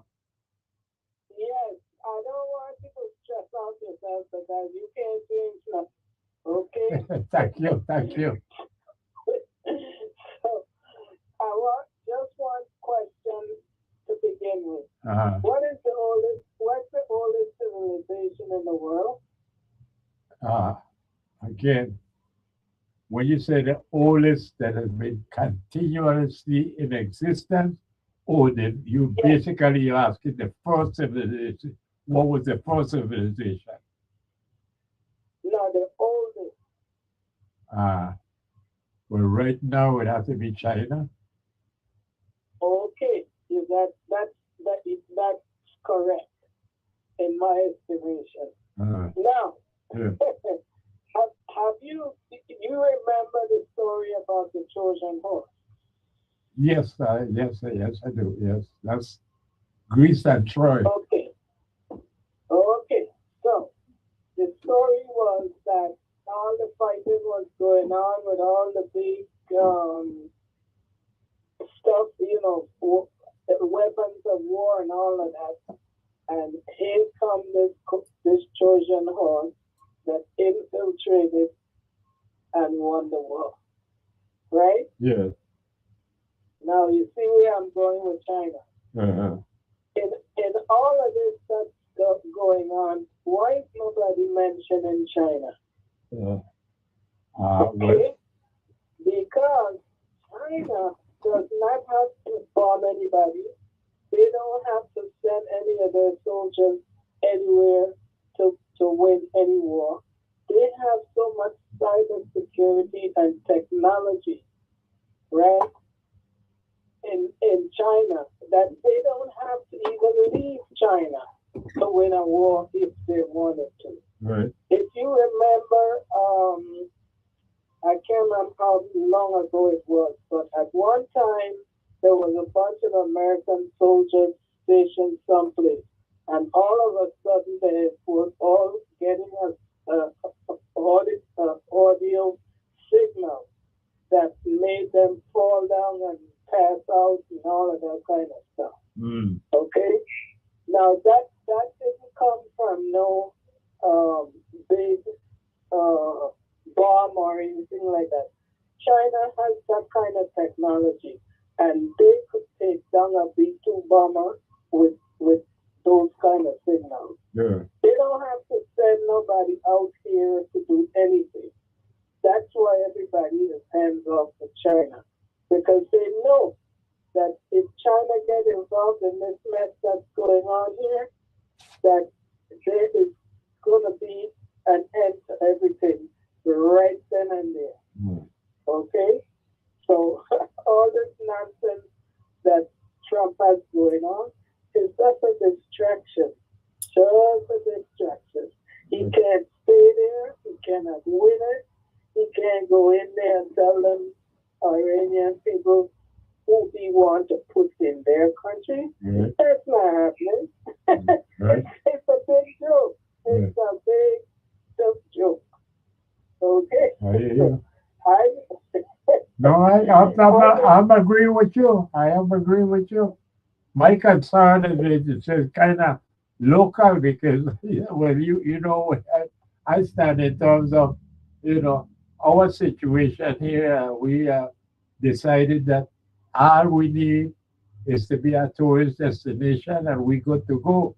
And I say, with all that going on in the world, is how far off, could it be if I speculate that it is possible that how this cruise ship operated in the Caribbean now could come to an abrupt end? Could happen. it will happen. It will happen because we don't have the foresight. We can't see beyond our nose that tourism is just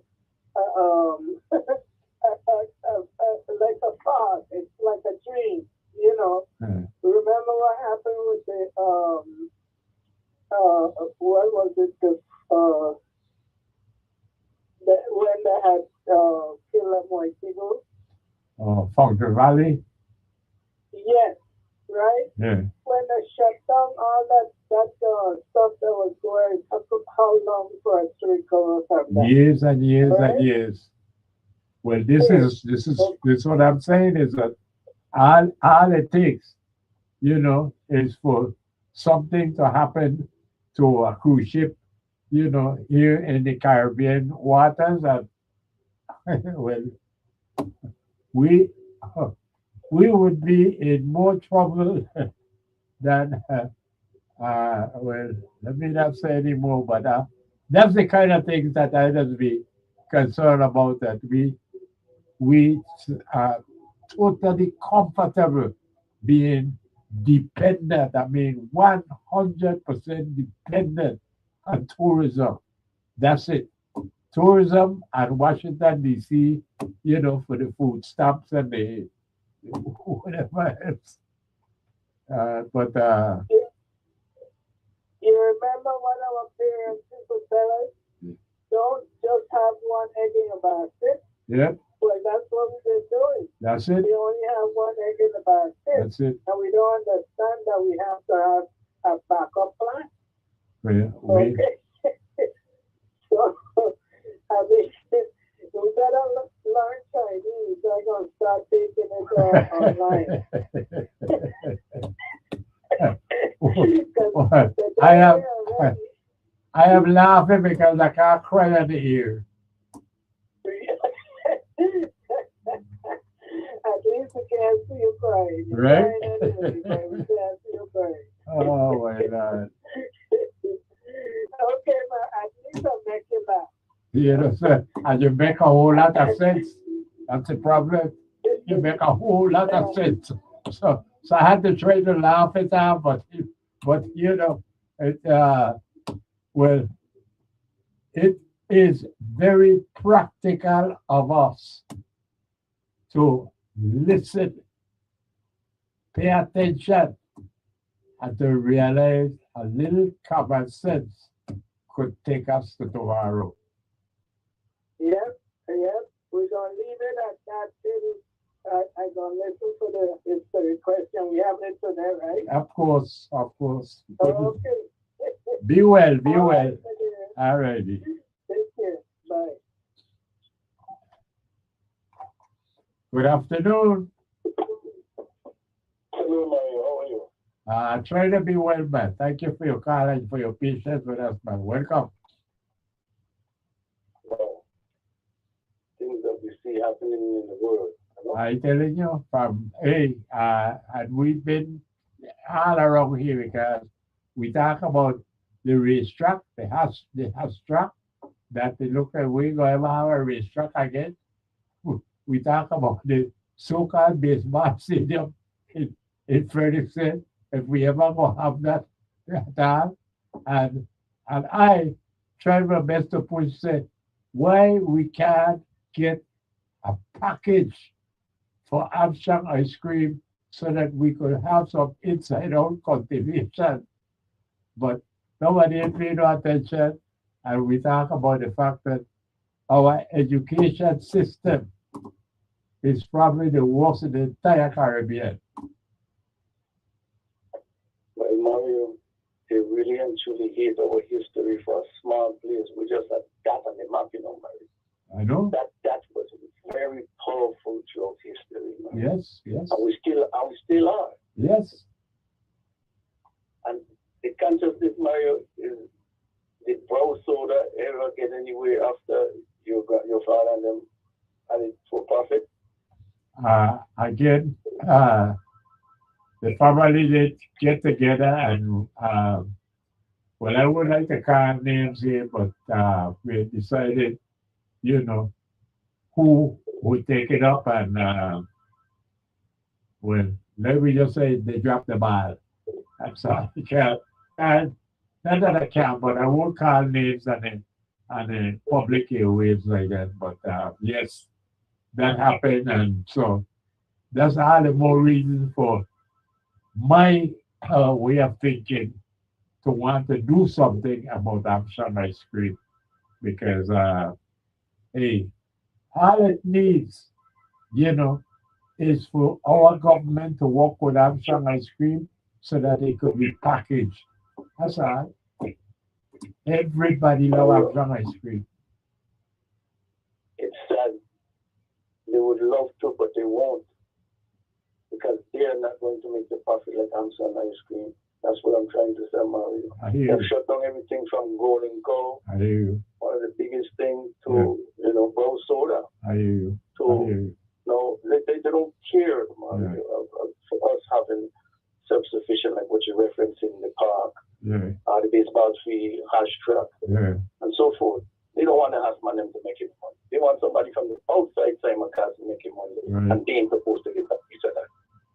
I hear you. When you look at the contract and the thing that's going on, these are the things that's happening far too long in the world. The contractor, who is going to make a money, who's going to profit, what family is going to be in charge, Yeah. who's going to get the bigger money. Yeah. It's not different with Iran and Trump.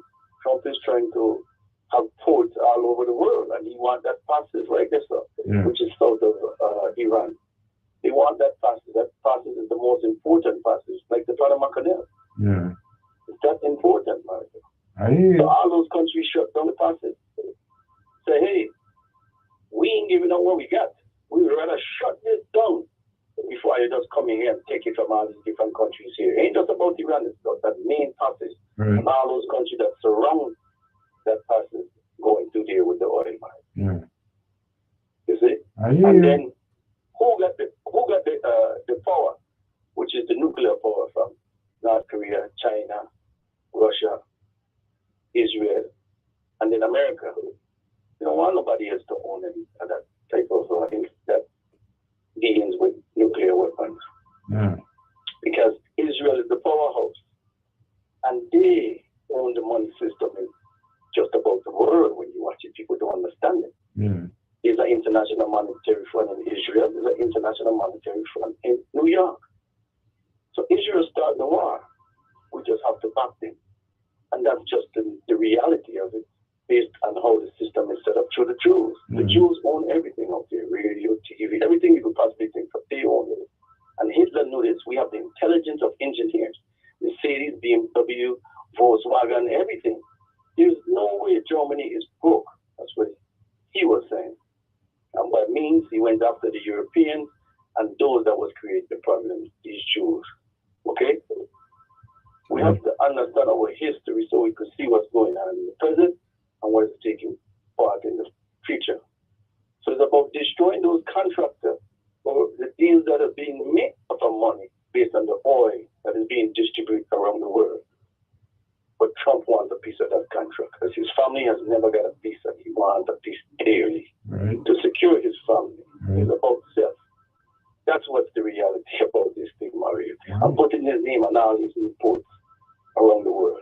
That's the reality what's going on. Yeah. Before this nonsense, they had world leaders meeting everywhere around. Okay, when Trump first went to, he meet with every world leader you could think of. Bad, good, ugly, whatever. He met with all of them. This is the biggest show. I just sit back and say, wow, they're really putting on a show. Who's going to be the bigger head to eat the smaller head? Based on contract and who could run things and who could, own these different new ports that are being popping up based on the trade. So who could control that trade, Mario? Trump wants his name and these things, Mario. It's for himself, it's for his family. He don't care about what's really and truly going on. That's the reality, what's really and truly going on, Mario, in a different way. But if we understand peace, love, what could stop the war, maybe all these so-called world leaders, put them to war, put them in the line to fight, from Congress to the Senate to the President. Put them out there and fight. I bet you that will stop by tomorrow, Mario. Not even that, they'll stop within 24 hours. You understand? Yeah.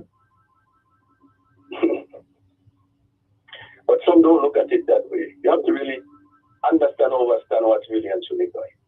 It's about mind manipulation on the people. Trick the people, fool the people, so that others that's in power could use their power to enrich themselves and their family, to have the generational wealth to pass on.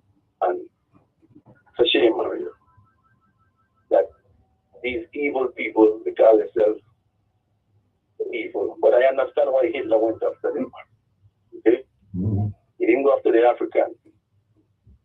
He went after the same set of people. So there's a fight to get that chain of office around our government neck and put Trump, a piece of Trump on that chain of office in the Virgin Islands. We don't understand that on a bigger level from you to me. This is the nonsense that's going on in the world that we live. And it's sad because people and children and so forth are dying. And the root of all evil is right here. The devil always comes to rob, kill, and destroy. And they're showing us who they really and truly are. Yes, sir. So, a shame, Mario. Well, I'm glad you put it out there for us. Do. Yes. We needed to hear that. Yeah, well, thank you for it. Yeah, man, you be blessed. Yes, sir. Yes, sir. Alrighty. Yeah, Good afternoon. Yes, good afternoon. Betty Wilson trying to get on tomorrow for almost an hour. Well, unfortunately, you did get Mario. Huh? I am Mario Betty. Hi, okay, Mario. And all I can tell you is, for whatever the reason, there's nobody in the office. And so I just said it to ring in, and I said, well, let me answer this. Okay, So I don't know what's going on. So I am offering my apologies that there's nobody there to ask why I don't know. I can't explain it to you, but I want to welcome you again. A big cruise and hug up. Thank you, thank you, thank you. I was trying to get in, Mario, to Uh-huh. refresh your memory when you were talking about track. You know, that and the stadium is my pet project. Yes, yes, yes. And I want to remind you Uh-huh. that I heard another interview with him, Kevin Krieger, this morning, Yeah. and they taking all the credit in the world, and he this and he that. And he explained everything from it. He wanted to play basketball, but he was too short and whatever, Uh-huh. and how he decided to join and ride horses, and he got up there. And he made it, remember? Yes, yes. And when he did, we had a problem. At the time, I was the racing secretary and the vice chair of the racing commission. Wayne Biggs was the chair. He's still alive. Most of the others, Motor and the others, the treasurer and all of them, they have passed ever since. Uh-huh. And we had Shang, who was also in charge of running the races. Now, I recall, Mario, that they were all excited down here that Tony Felix had taken a picture of him on the front page when he won, and he made a pin with it. Yeah. And somehow or the other, his promoters got a hold of it, that they were selling those things here in the Virgin Islands, Uh-huh. and it was illegal because they need to stop it. Yeah. So Kevin called, and he couldn't get anybody, and said then he decided that he would try to get on your show, Okay. but he couldn't get through. So I was sitting over by Betty Lynch, having my Saturday lunch like we normally do, and here comes Mickey Lynch out of speed. And he said, "You here sitting down eating, and Kevin trying to get into Mario, he got a problem." And I said, the only person could get to Mario, Betty, and I know exactly where she's at. And then he came down and he called and I got through to you, and I explained to you Yes. what was happening. And I told you, Mario, this is the number he's going to be calling from. Look on the board, and as you see it, answer the number, because he's there with his attorney. And his attorney spoke with you, and he told you what was going on, and then they had to stop doing it because they have to get permission. Of course. And I was on the other line, and you told me to go ahead, and I told him, yes, I've already investigated. Mickey Lynch is right here, and he will say what happened. And it was out of joy that they did it. Right. And I had to go and get and collect all those buttons. I still have some of them right here in my presence. And there you are. You know, and you are the one that was able to push and push and push him. And now all of a sudden, because he's doing well again, and he has so many wins and all of that, you're hearing other people using up him for political peace. As Right. if they have all to do with him, and he's only associated with them.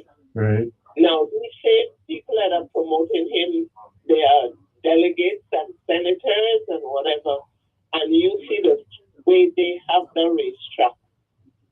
It's A sad. mess. It would not help and force them to do what they do to do that racetrack. Right. Then Marco tried to do something for the young guys, a 5-mile track, which is training them to do horses. Ray Isles from the commission was working with them. They were in the school in Arthur Richards, and they were teaching the young boys how to care for the horse. Yeah. They used to go down there in the afternoon, and they had the different parts of the body and what you do with this and what you do with that. All of that we have here, and I want the public to know, because I know I worked hard. I worked hard in the commission to get us to go to Puerto Rico so that we could get in the Caribbean Classic.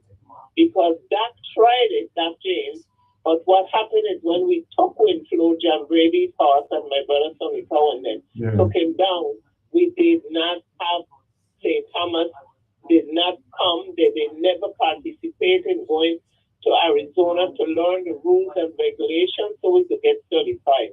And the same thing exists today. Okay?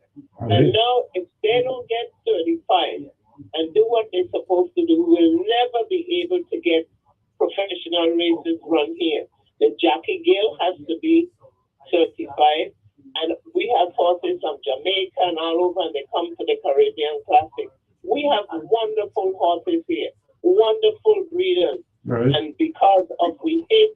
harbor so much. St. Croix against St. Thomas against St. Croix.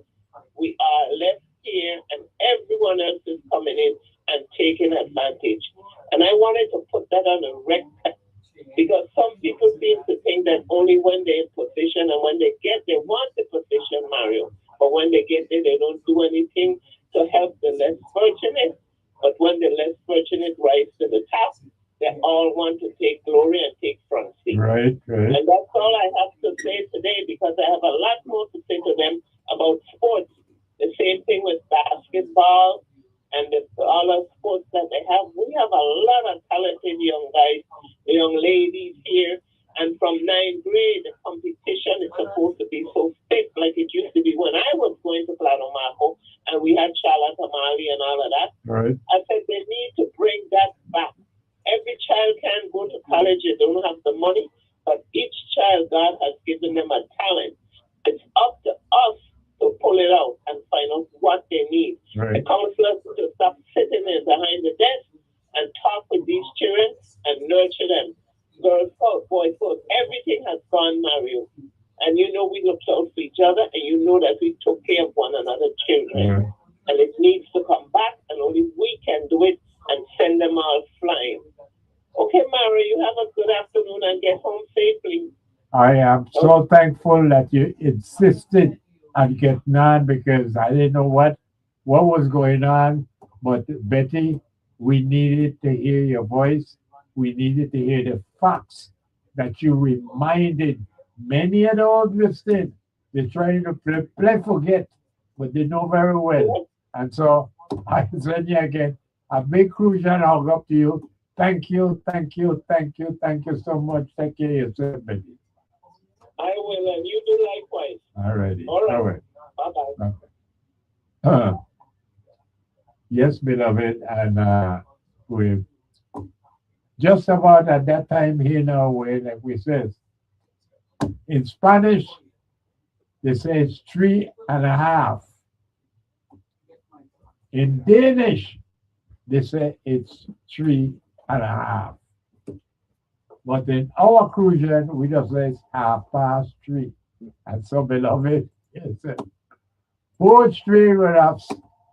Lick your cream because Armstrong ice cream is just so good for your soul.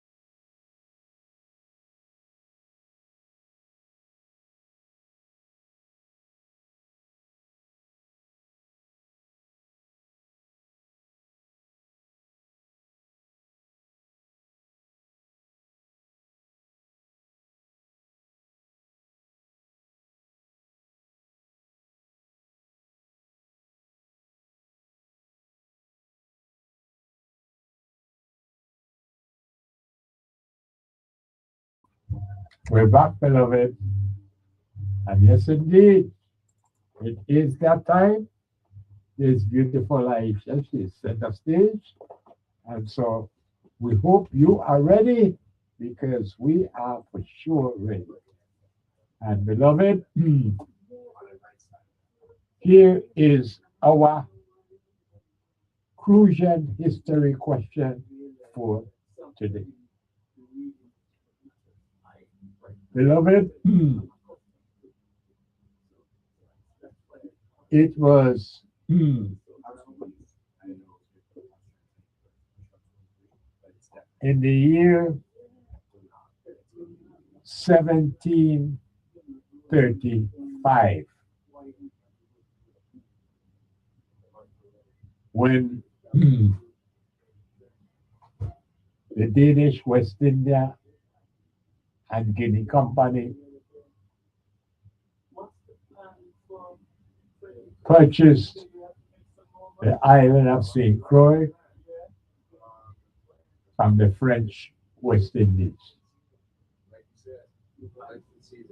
Now, you might say 1735, blah, blah, blah. Says, yes, beloved. The contract was signed in 1733. The transfer was supposed to take place that December 1733. But as I hope you remember, that November 23rd, Brefu, as Queen of the Army, rebelled in St. John, and the transfer could not take place. So it wasn't until 1735 that the transfer of St. Croix from the French to the Danish took place. All right? Now, beloved, 20 years later, 1755, the Danish royalty purchased St. Croix from the Danish West India and Guinea Company. They made St. Croix a crown colony and the capital of the Danish West Indies.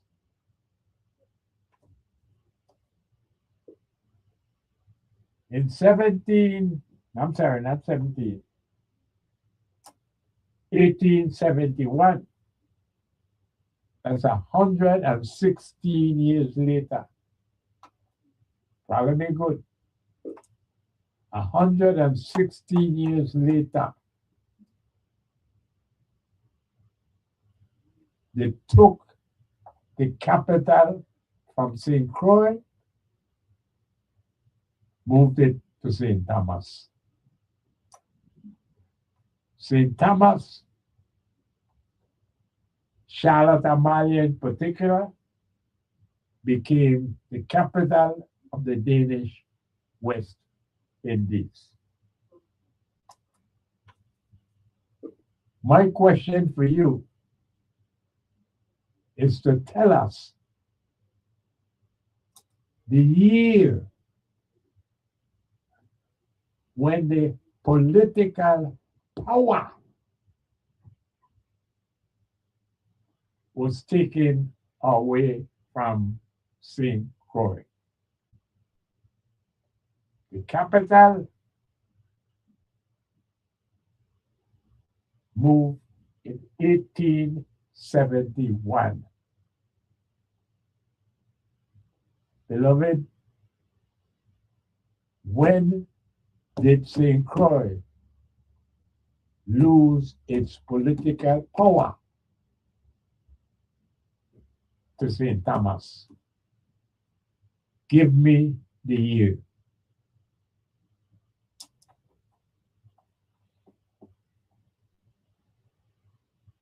Classroom is in session. And I have more than enough scholars in this classroom that right now I know that they are doing the analysis to come and let me know the Crucian history questions answer for today. Help me out. Good afternoon to you. Good afternoon, beloved. How are you doing? I hope I'm going to be doing good when you give me the correct answer. I want. I got it right. That's what You sound like you know it, right? I don't go with 1962. You see? And beloved, he is absolutely 100% correct. It is 1962. I think I could remember when Akli was manning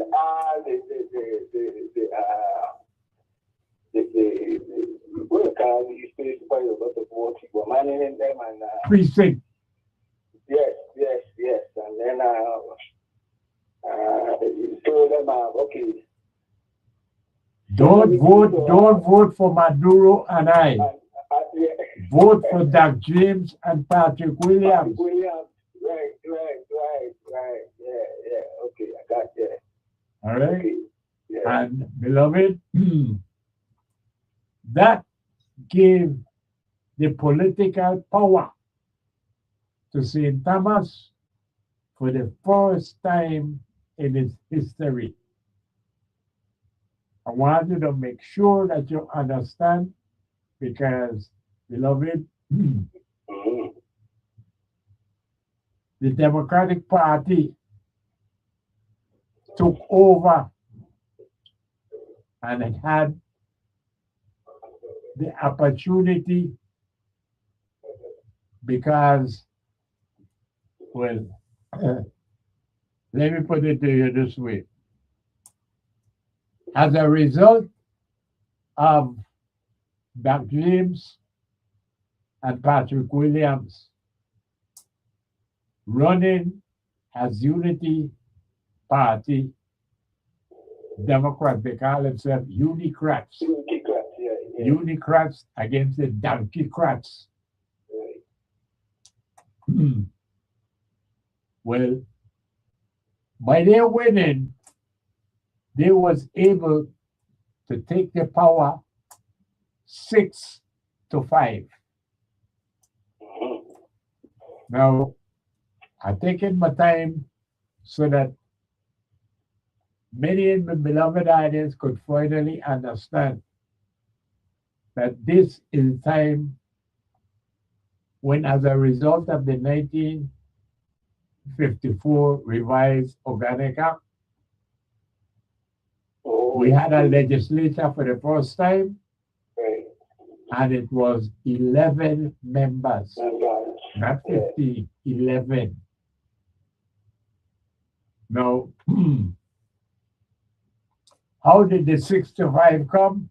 Because you had three district senators for St. Croix, 3 district senators for St. Thomas, 1 district senator for St. John. That's 3, and 1 makes 7. And the rest of them was. And then you had 4 at large. 7 and 4 make 11. Now here is what happened. Why it came out to 6-5 is because in St. Thomas, you had a Democrat. That Democrat was named Lucinda Millen. Lucinda Millen, along with St. Julian's, used to vote with St. Croix. So if you have 3 votes on St. Croix,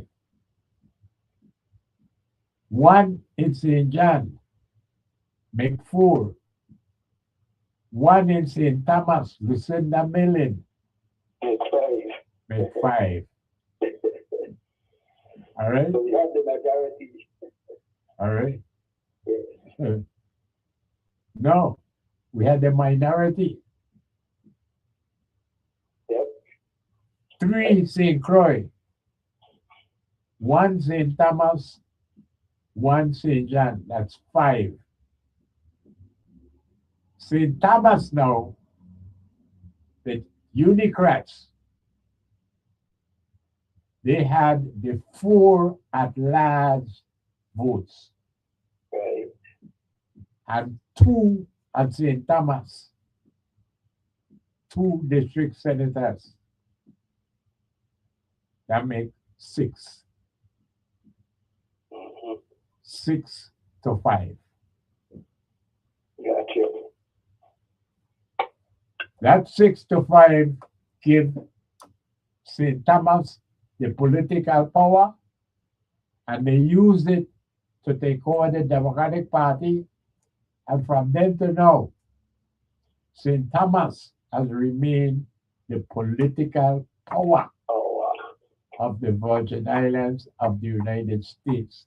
And our good for nothing misleaders out of St. Croix would like to pretend that they don't know better. And I give them the one way around it, that they could easily do it by checks and balance yeah. if they would just reapportion the legislature according to the Constitution, which says you're not supposed to have more than 1 representative per district. We got 7 per district. Yeah. All right? Yeah. Well, there's the thing. So that is our history lesson for today. Yes, sir. Now, all we did is for you, big man, one more time. You can then pick up on this one.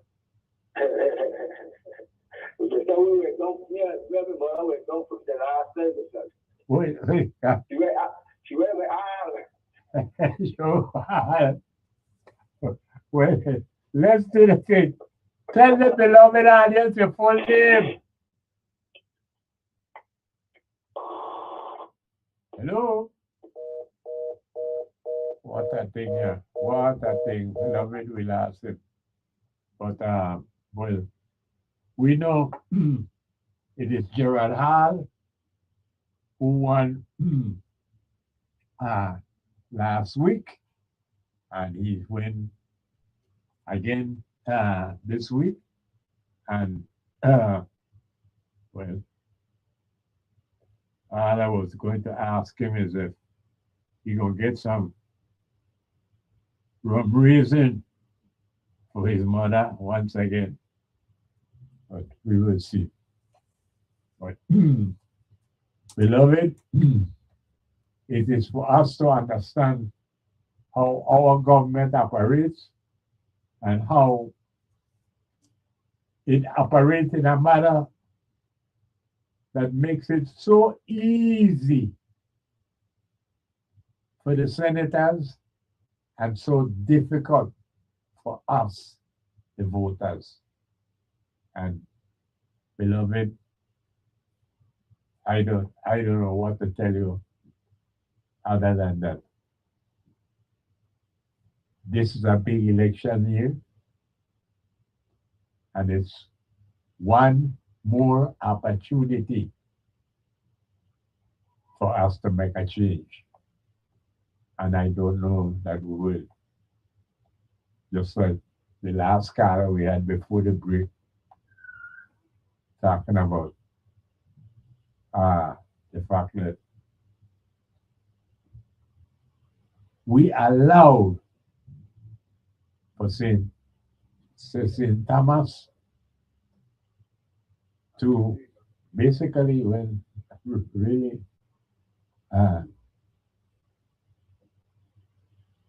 okay, we gotta call it a little bit. We gotta call it.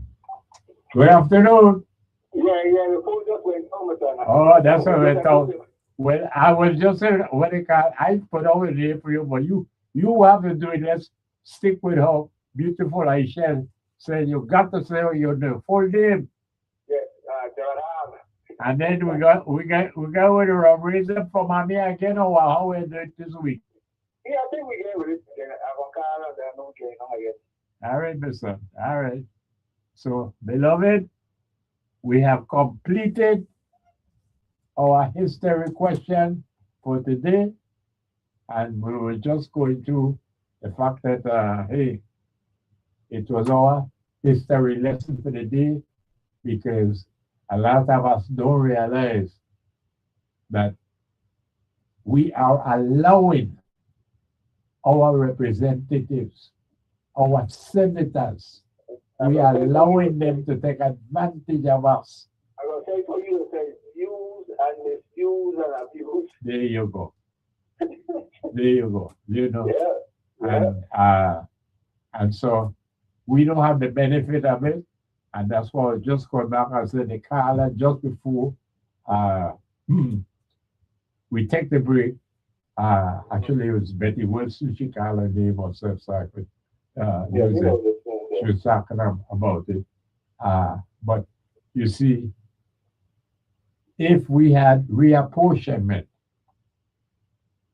they would have different senators to hold accountable.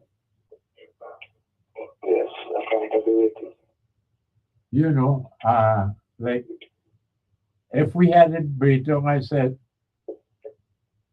4 senators in St. Croix, 4 district senators, and 4 district senators in St. Thomas, 1 in St. John. That would be 9. And then we could have 6 at large. We could have 6 at large. But see that. But you see what I do now is the fact is, whoever would be the senator for Frederick State, we could hold accountable for what's going on with the stadium. You understand? That if you don't do something with that stadium here, you know you ain't getting reelected. You understand? Because he's supposed to come to cover president.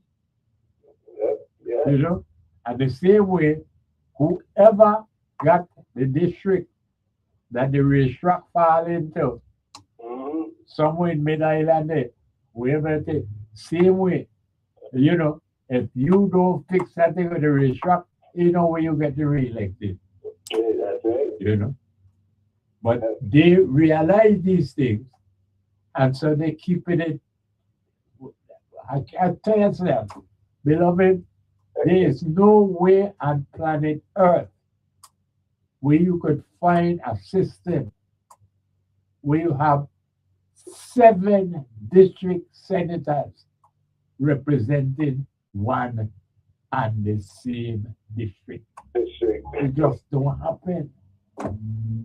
You know, go to the BVI, just to our east. Go to Puerto Rico, our west.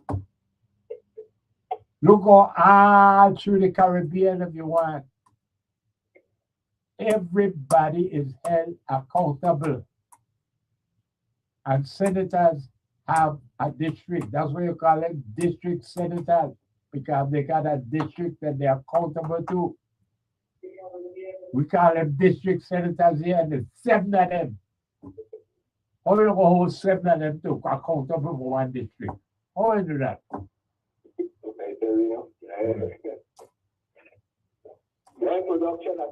Right, there you go. Well, that's our history lesson for today, my son. And now we said, hopefully, you know, one of these elections, We're gonna make a change.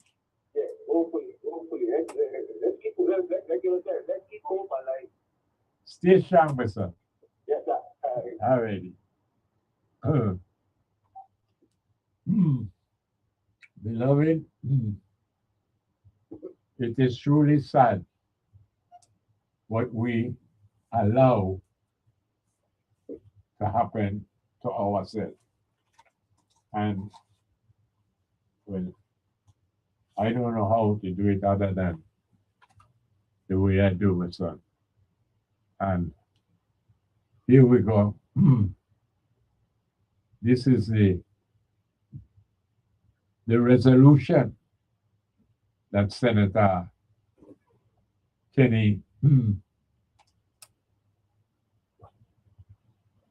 Senator Kenny Gittins is pushing.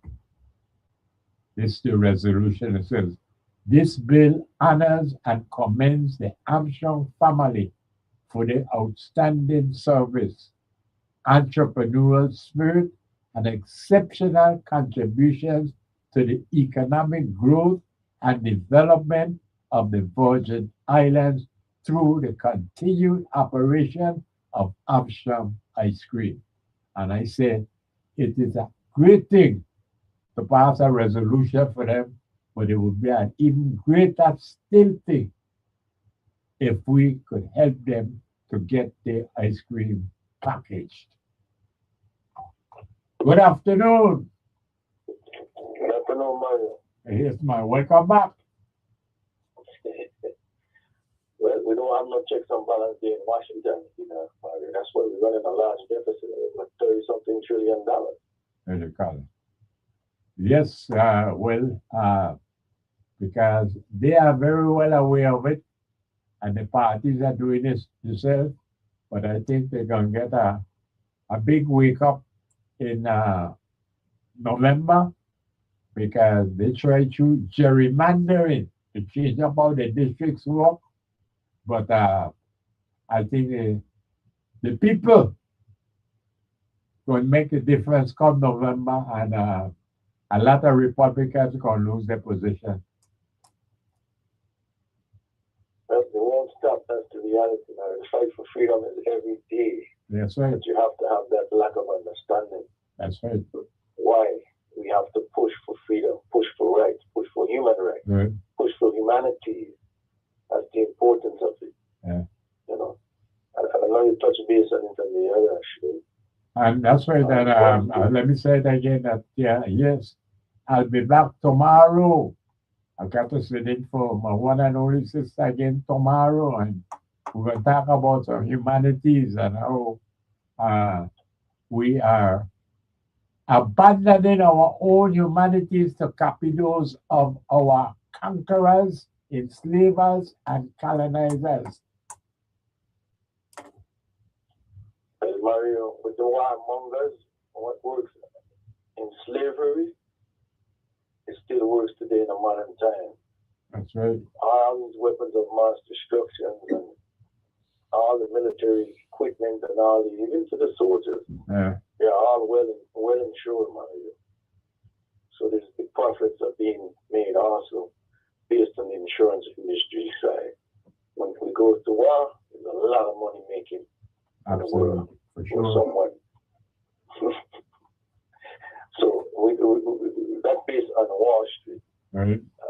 And Main Street is always suffering, the people, of course, and that 1 or 2% now is getting more and more richer as you see what's going on in the world.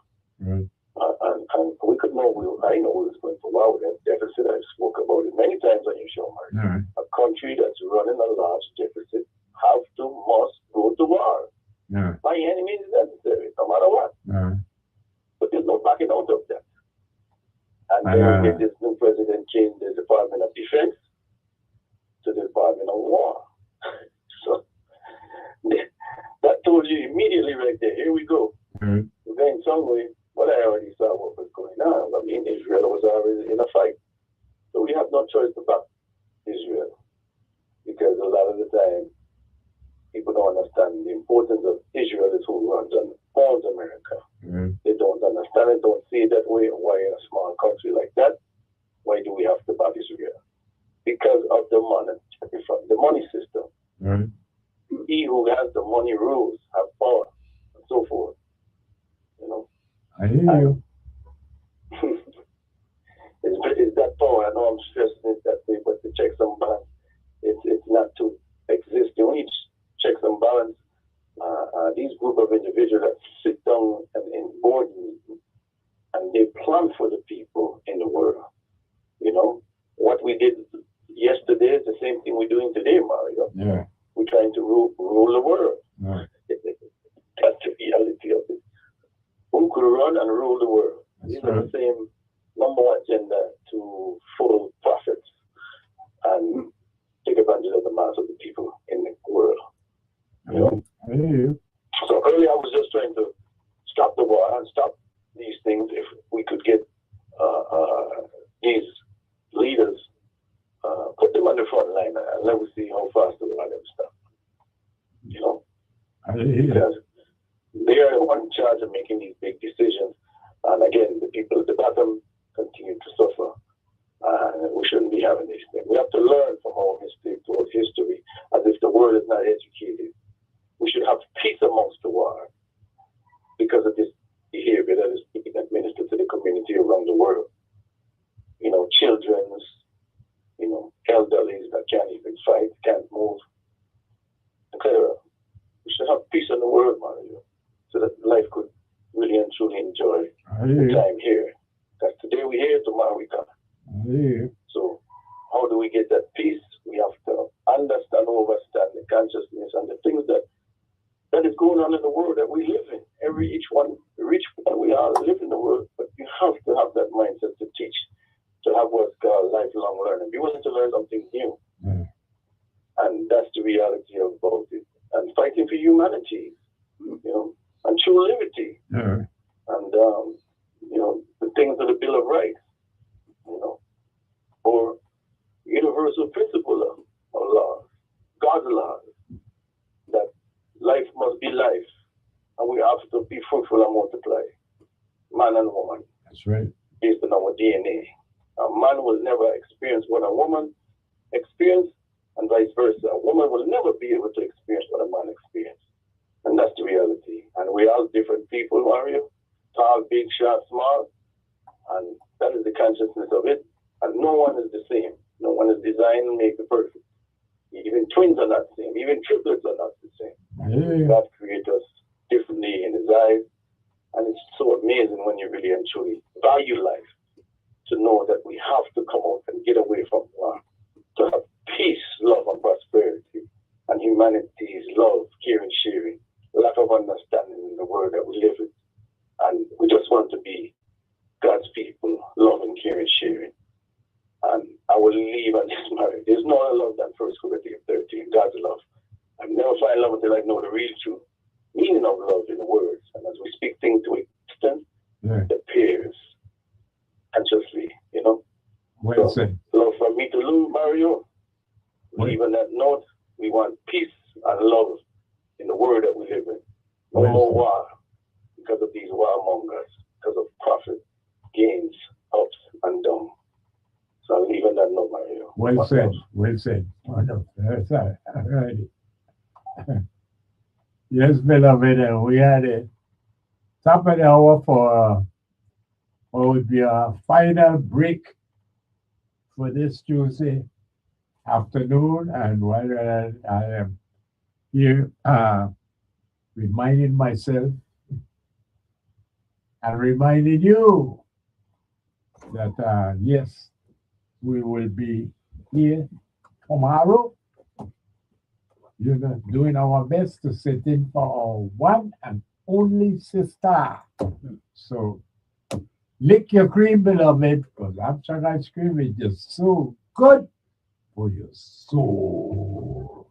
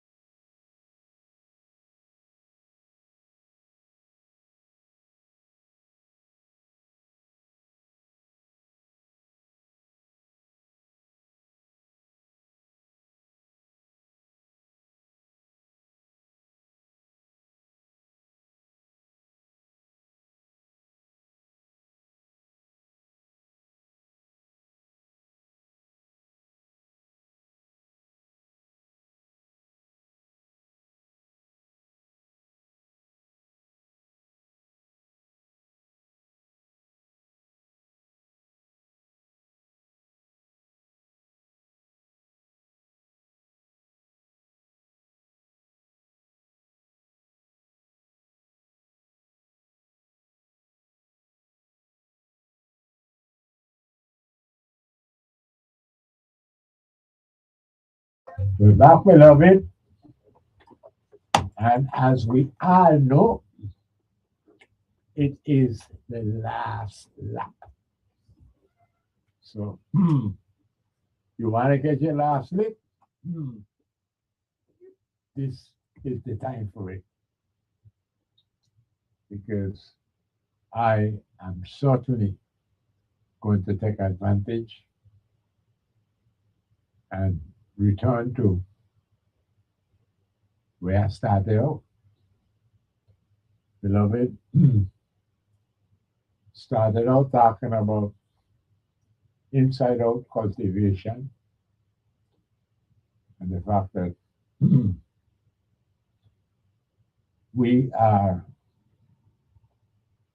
well, a small territory that for reasons that I don't know, but for whatever those reasons are, we decided that it is just well and good to be 100% totally dependent on tourism.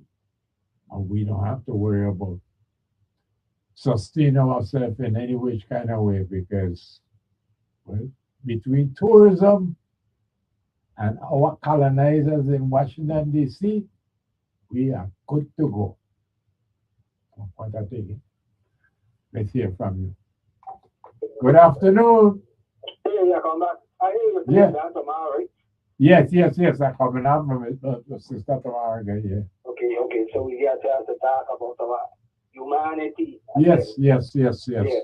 You know, one thing I want to say before we right Chris, I know, I'm going to use the old time name for these Europeans, which is Cecil the Sultanians. They were convicts, and how they, get across to, well, the African continent, to steal women and breed them and, they had a plan. Because I always hear people talk Beloved, slow down a little bit, because I don't want to get too far ahead of the beloved, Yeah. Beloved, there is a peninsula in Europe that is called Iberia. You don't much hear that name, Iberia. But that peninsula is populated by two countries. One country have over 90% of it, and the other country are paltry little 10%. That is Spain. Spain populates most of the peninsula of Iberia. Portugal is the other country, population about maybe 10%. But beloved, the original name of Portugal was Lusitania. And Lusitania was the first European country to colonize Africa, because Pope Alexander VI was from the peninsula of Iberia. Right. And he decided, as the universal monarch, to divide the world between Portugal and Spain. Yes. Portugal fell in the hands. I said that Portugal. Africa fell in the hands of Portugal. Right. All right. And I saw that when he talking about Lusitania, he's talking about the Portuguese. right. So I'll make sure I give you a little background so that you understand it, because it is a brave warrior named Lusus that had fight the Romans fight the Romans. You Mhm. understand? And he was the one who decided to have an independent country, and they called it Lusitania. Mhm. Yeah. And unfortunately, they changed it to Portugal. So Right. this is what he's talking about here, because I wanted to get ahead of it. But he's showing off a little bit, he's showing off a little bit that he been doing the studies and catching up. That's why he waited for it tomorrow. Yeah, and as I just said, I put as down as the six. If we go back a couple years, a couple of years, Yeah. 14 fast. I think it was 1452. No, it's in 1452. Yeah, a couple of years before, where you had this guy was the first to bring them in, which was the guy you call Nano Tristão. Nuno Tristão. Yeah, he brought back 12 of them. That's there you go. There you go. Yes. I was in 1441. Okay. The 86, I you testing my memory like that kind of ways, You understand? Yes, in 1441. Yeah. So This is before Christopher Columbus. Right. So when they started looking at like us, this is where they were able to, get into the village, disrupt the village, and remember they had guns and everything. So There you go. you have to obey what they said. So it wasn't like we were selling ourselves out. Okay, we talk about tomorrow. They had the power. I gonna be here tomorrow, man. I'll be here for you. All right. Keep studying, man. Don't stop. Yeah. All right, good thing. Yeah, book a reading about. I can't remember the man name now, but he did talk about these about how Spain, I think, one of these countries were one of the only ones to defeat the Romans. Uh-huh. Yeah. So we talk some more. Good thing. All right. All right. Yeah, beloved. So that's what we started out earlier this afternoon. Because again, I am trying my best to recruit you so that whenever you happen to be in the presence of Senator Gittins, you could ask him the question for us. Senator, have you been able to talk with Armstrong Ice Cream? That is what we need to know. Because, beloved, it's a win-win situation. We can't lose using Armstrong Ice Cream as our first vehicle for inside-out cultivation. Because, beloved, the product is a winner. Everybody loves them some Armstrong Ice Cream. And we know that right here I'm St. Croix, if Armstrong Ice Cream was packaged and so it could be sold wherever you got ice cream, the number one selling ice cream gonna be Armstrong. There's no question about that. That's for sure. And this is part of what I'm trying to get so that I get this, because if he happens to be the one to propose the packaging of Armstrong Ice Cream, man, he would be the most popular senator St. Croix ever had. Because, beloved, I don't see how any ice cream, I don't care what the name is, where they bring it from, where they put it from. It is not going to be more popular than Armstrong ice cream. And so, whether it is in the supermarket or it is in the gas station, if Armstrong ice cream is available where all these other ice creams are,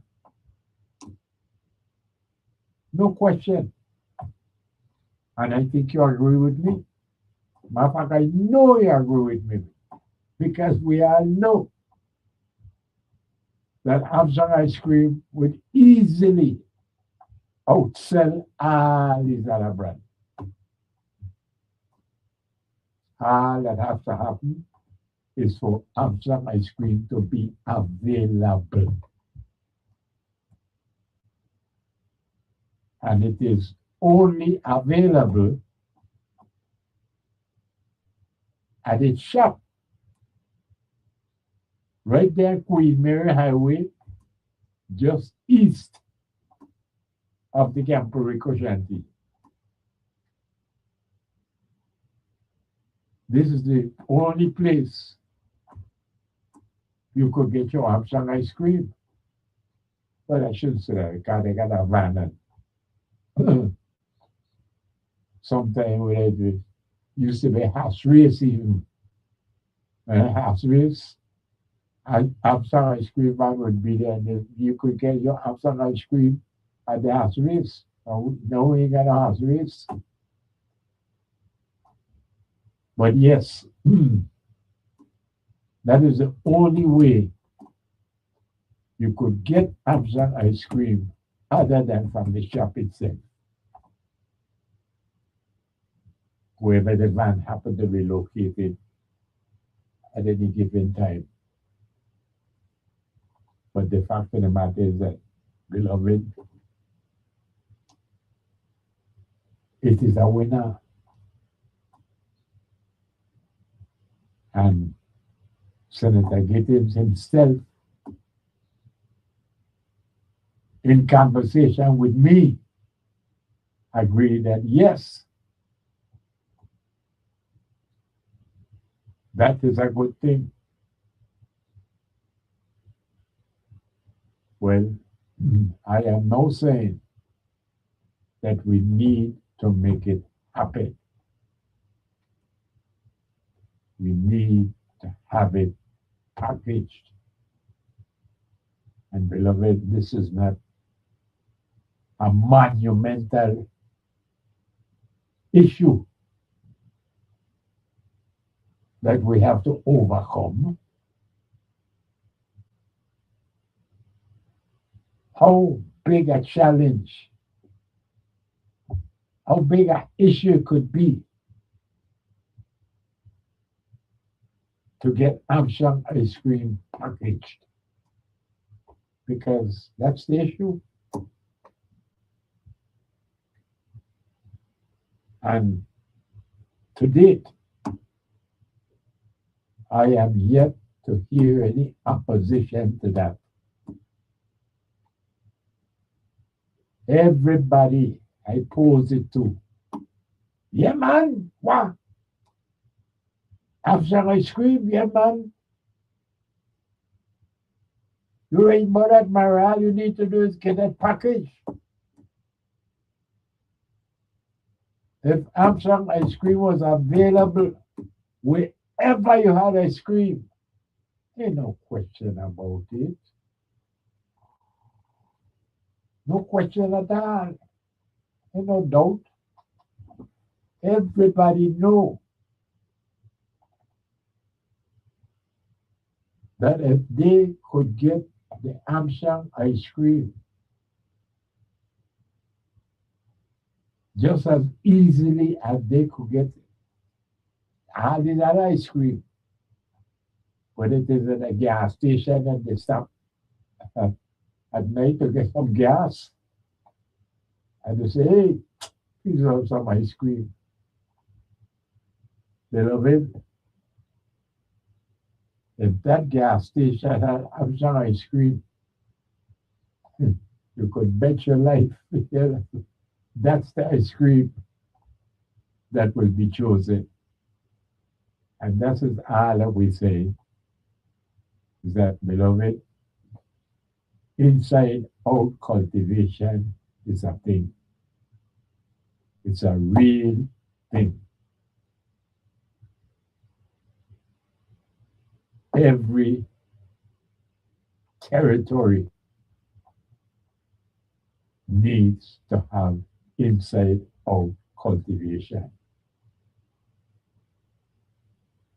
And when you're talking about a small territory like ours, where the overwhelming majority of the population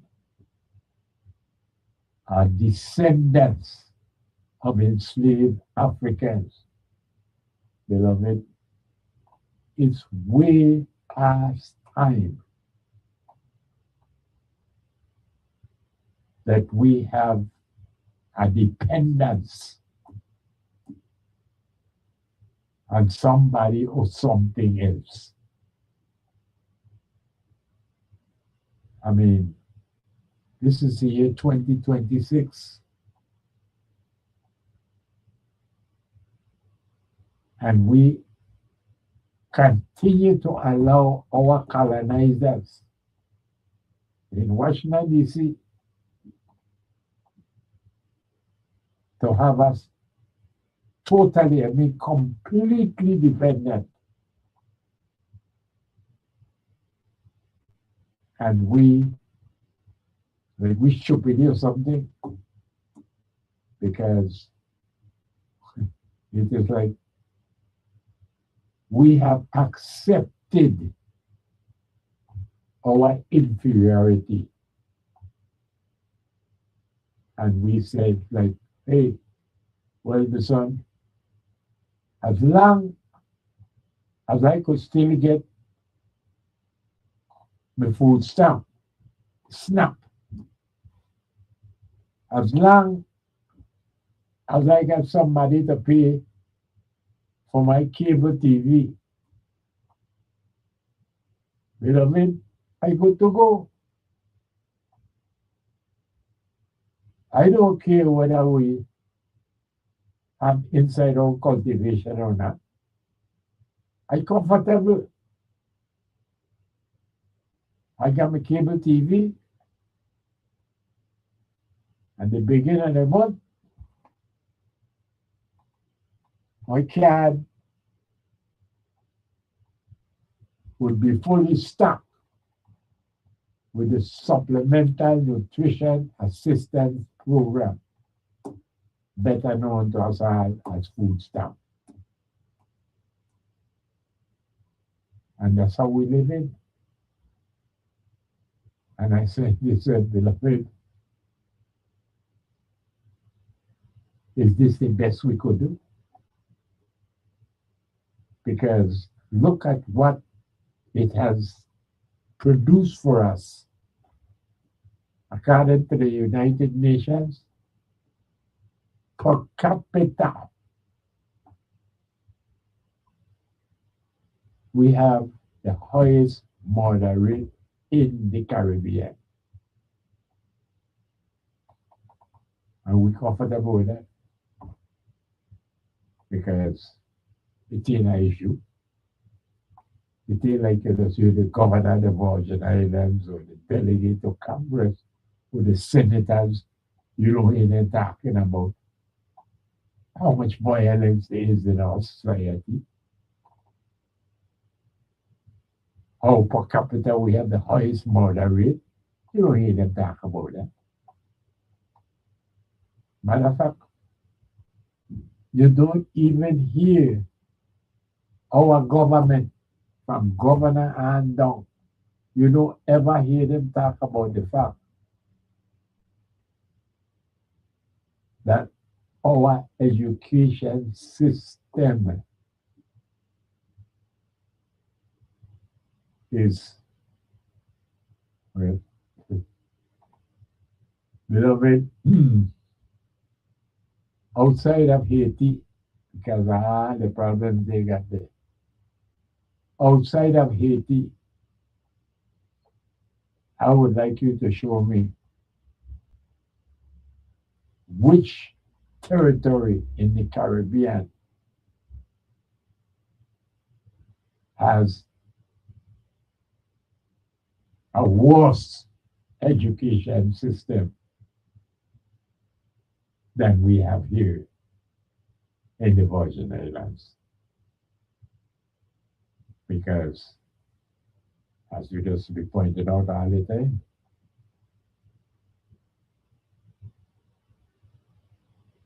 beloved, our commissioner might be highly paid. Matter of fact, there's probably no commissioner of education in the Caribbean that get the kind of money that our commissioner of education gets paid. And yet, we don't have an education system that allows for our young people to achieve their potential. Beloved, you may or may not know this,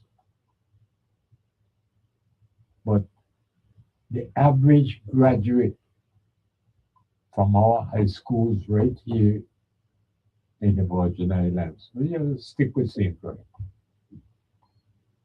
The average graduate from Central with a complex, so they enroll in the University of the Virgin Islands. Beloved, did you know that when they start at the University of the Virgin Islands, they have to take remedial courses? Yeah. Why? Because even though they have graduated from 12th grade from Central or from Complex, they don't have the education that is required to be a freshman at the University of the Virgin Islands. And things like the University of the Virgin Islands got these high standards, you know. And yet, just about every graduate from Central or the Complex, they got the UVI, they got to take remedial courses. Poor away, poor away. Beloved, lick your cream. Because that some ice cream is just so good for your soul. And as I always say, please don't you ever forget that. It don't matter how big a basket they do it to full up. One, we could full up that basket just as long as we do it to get down.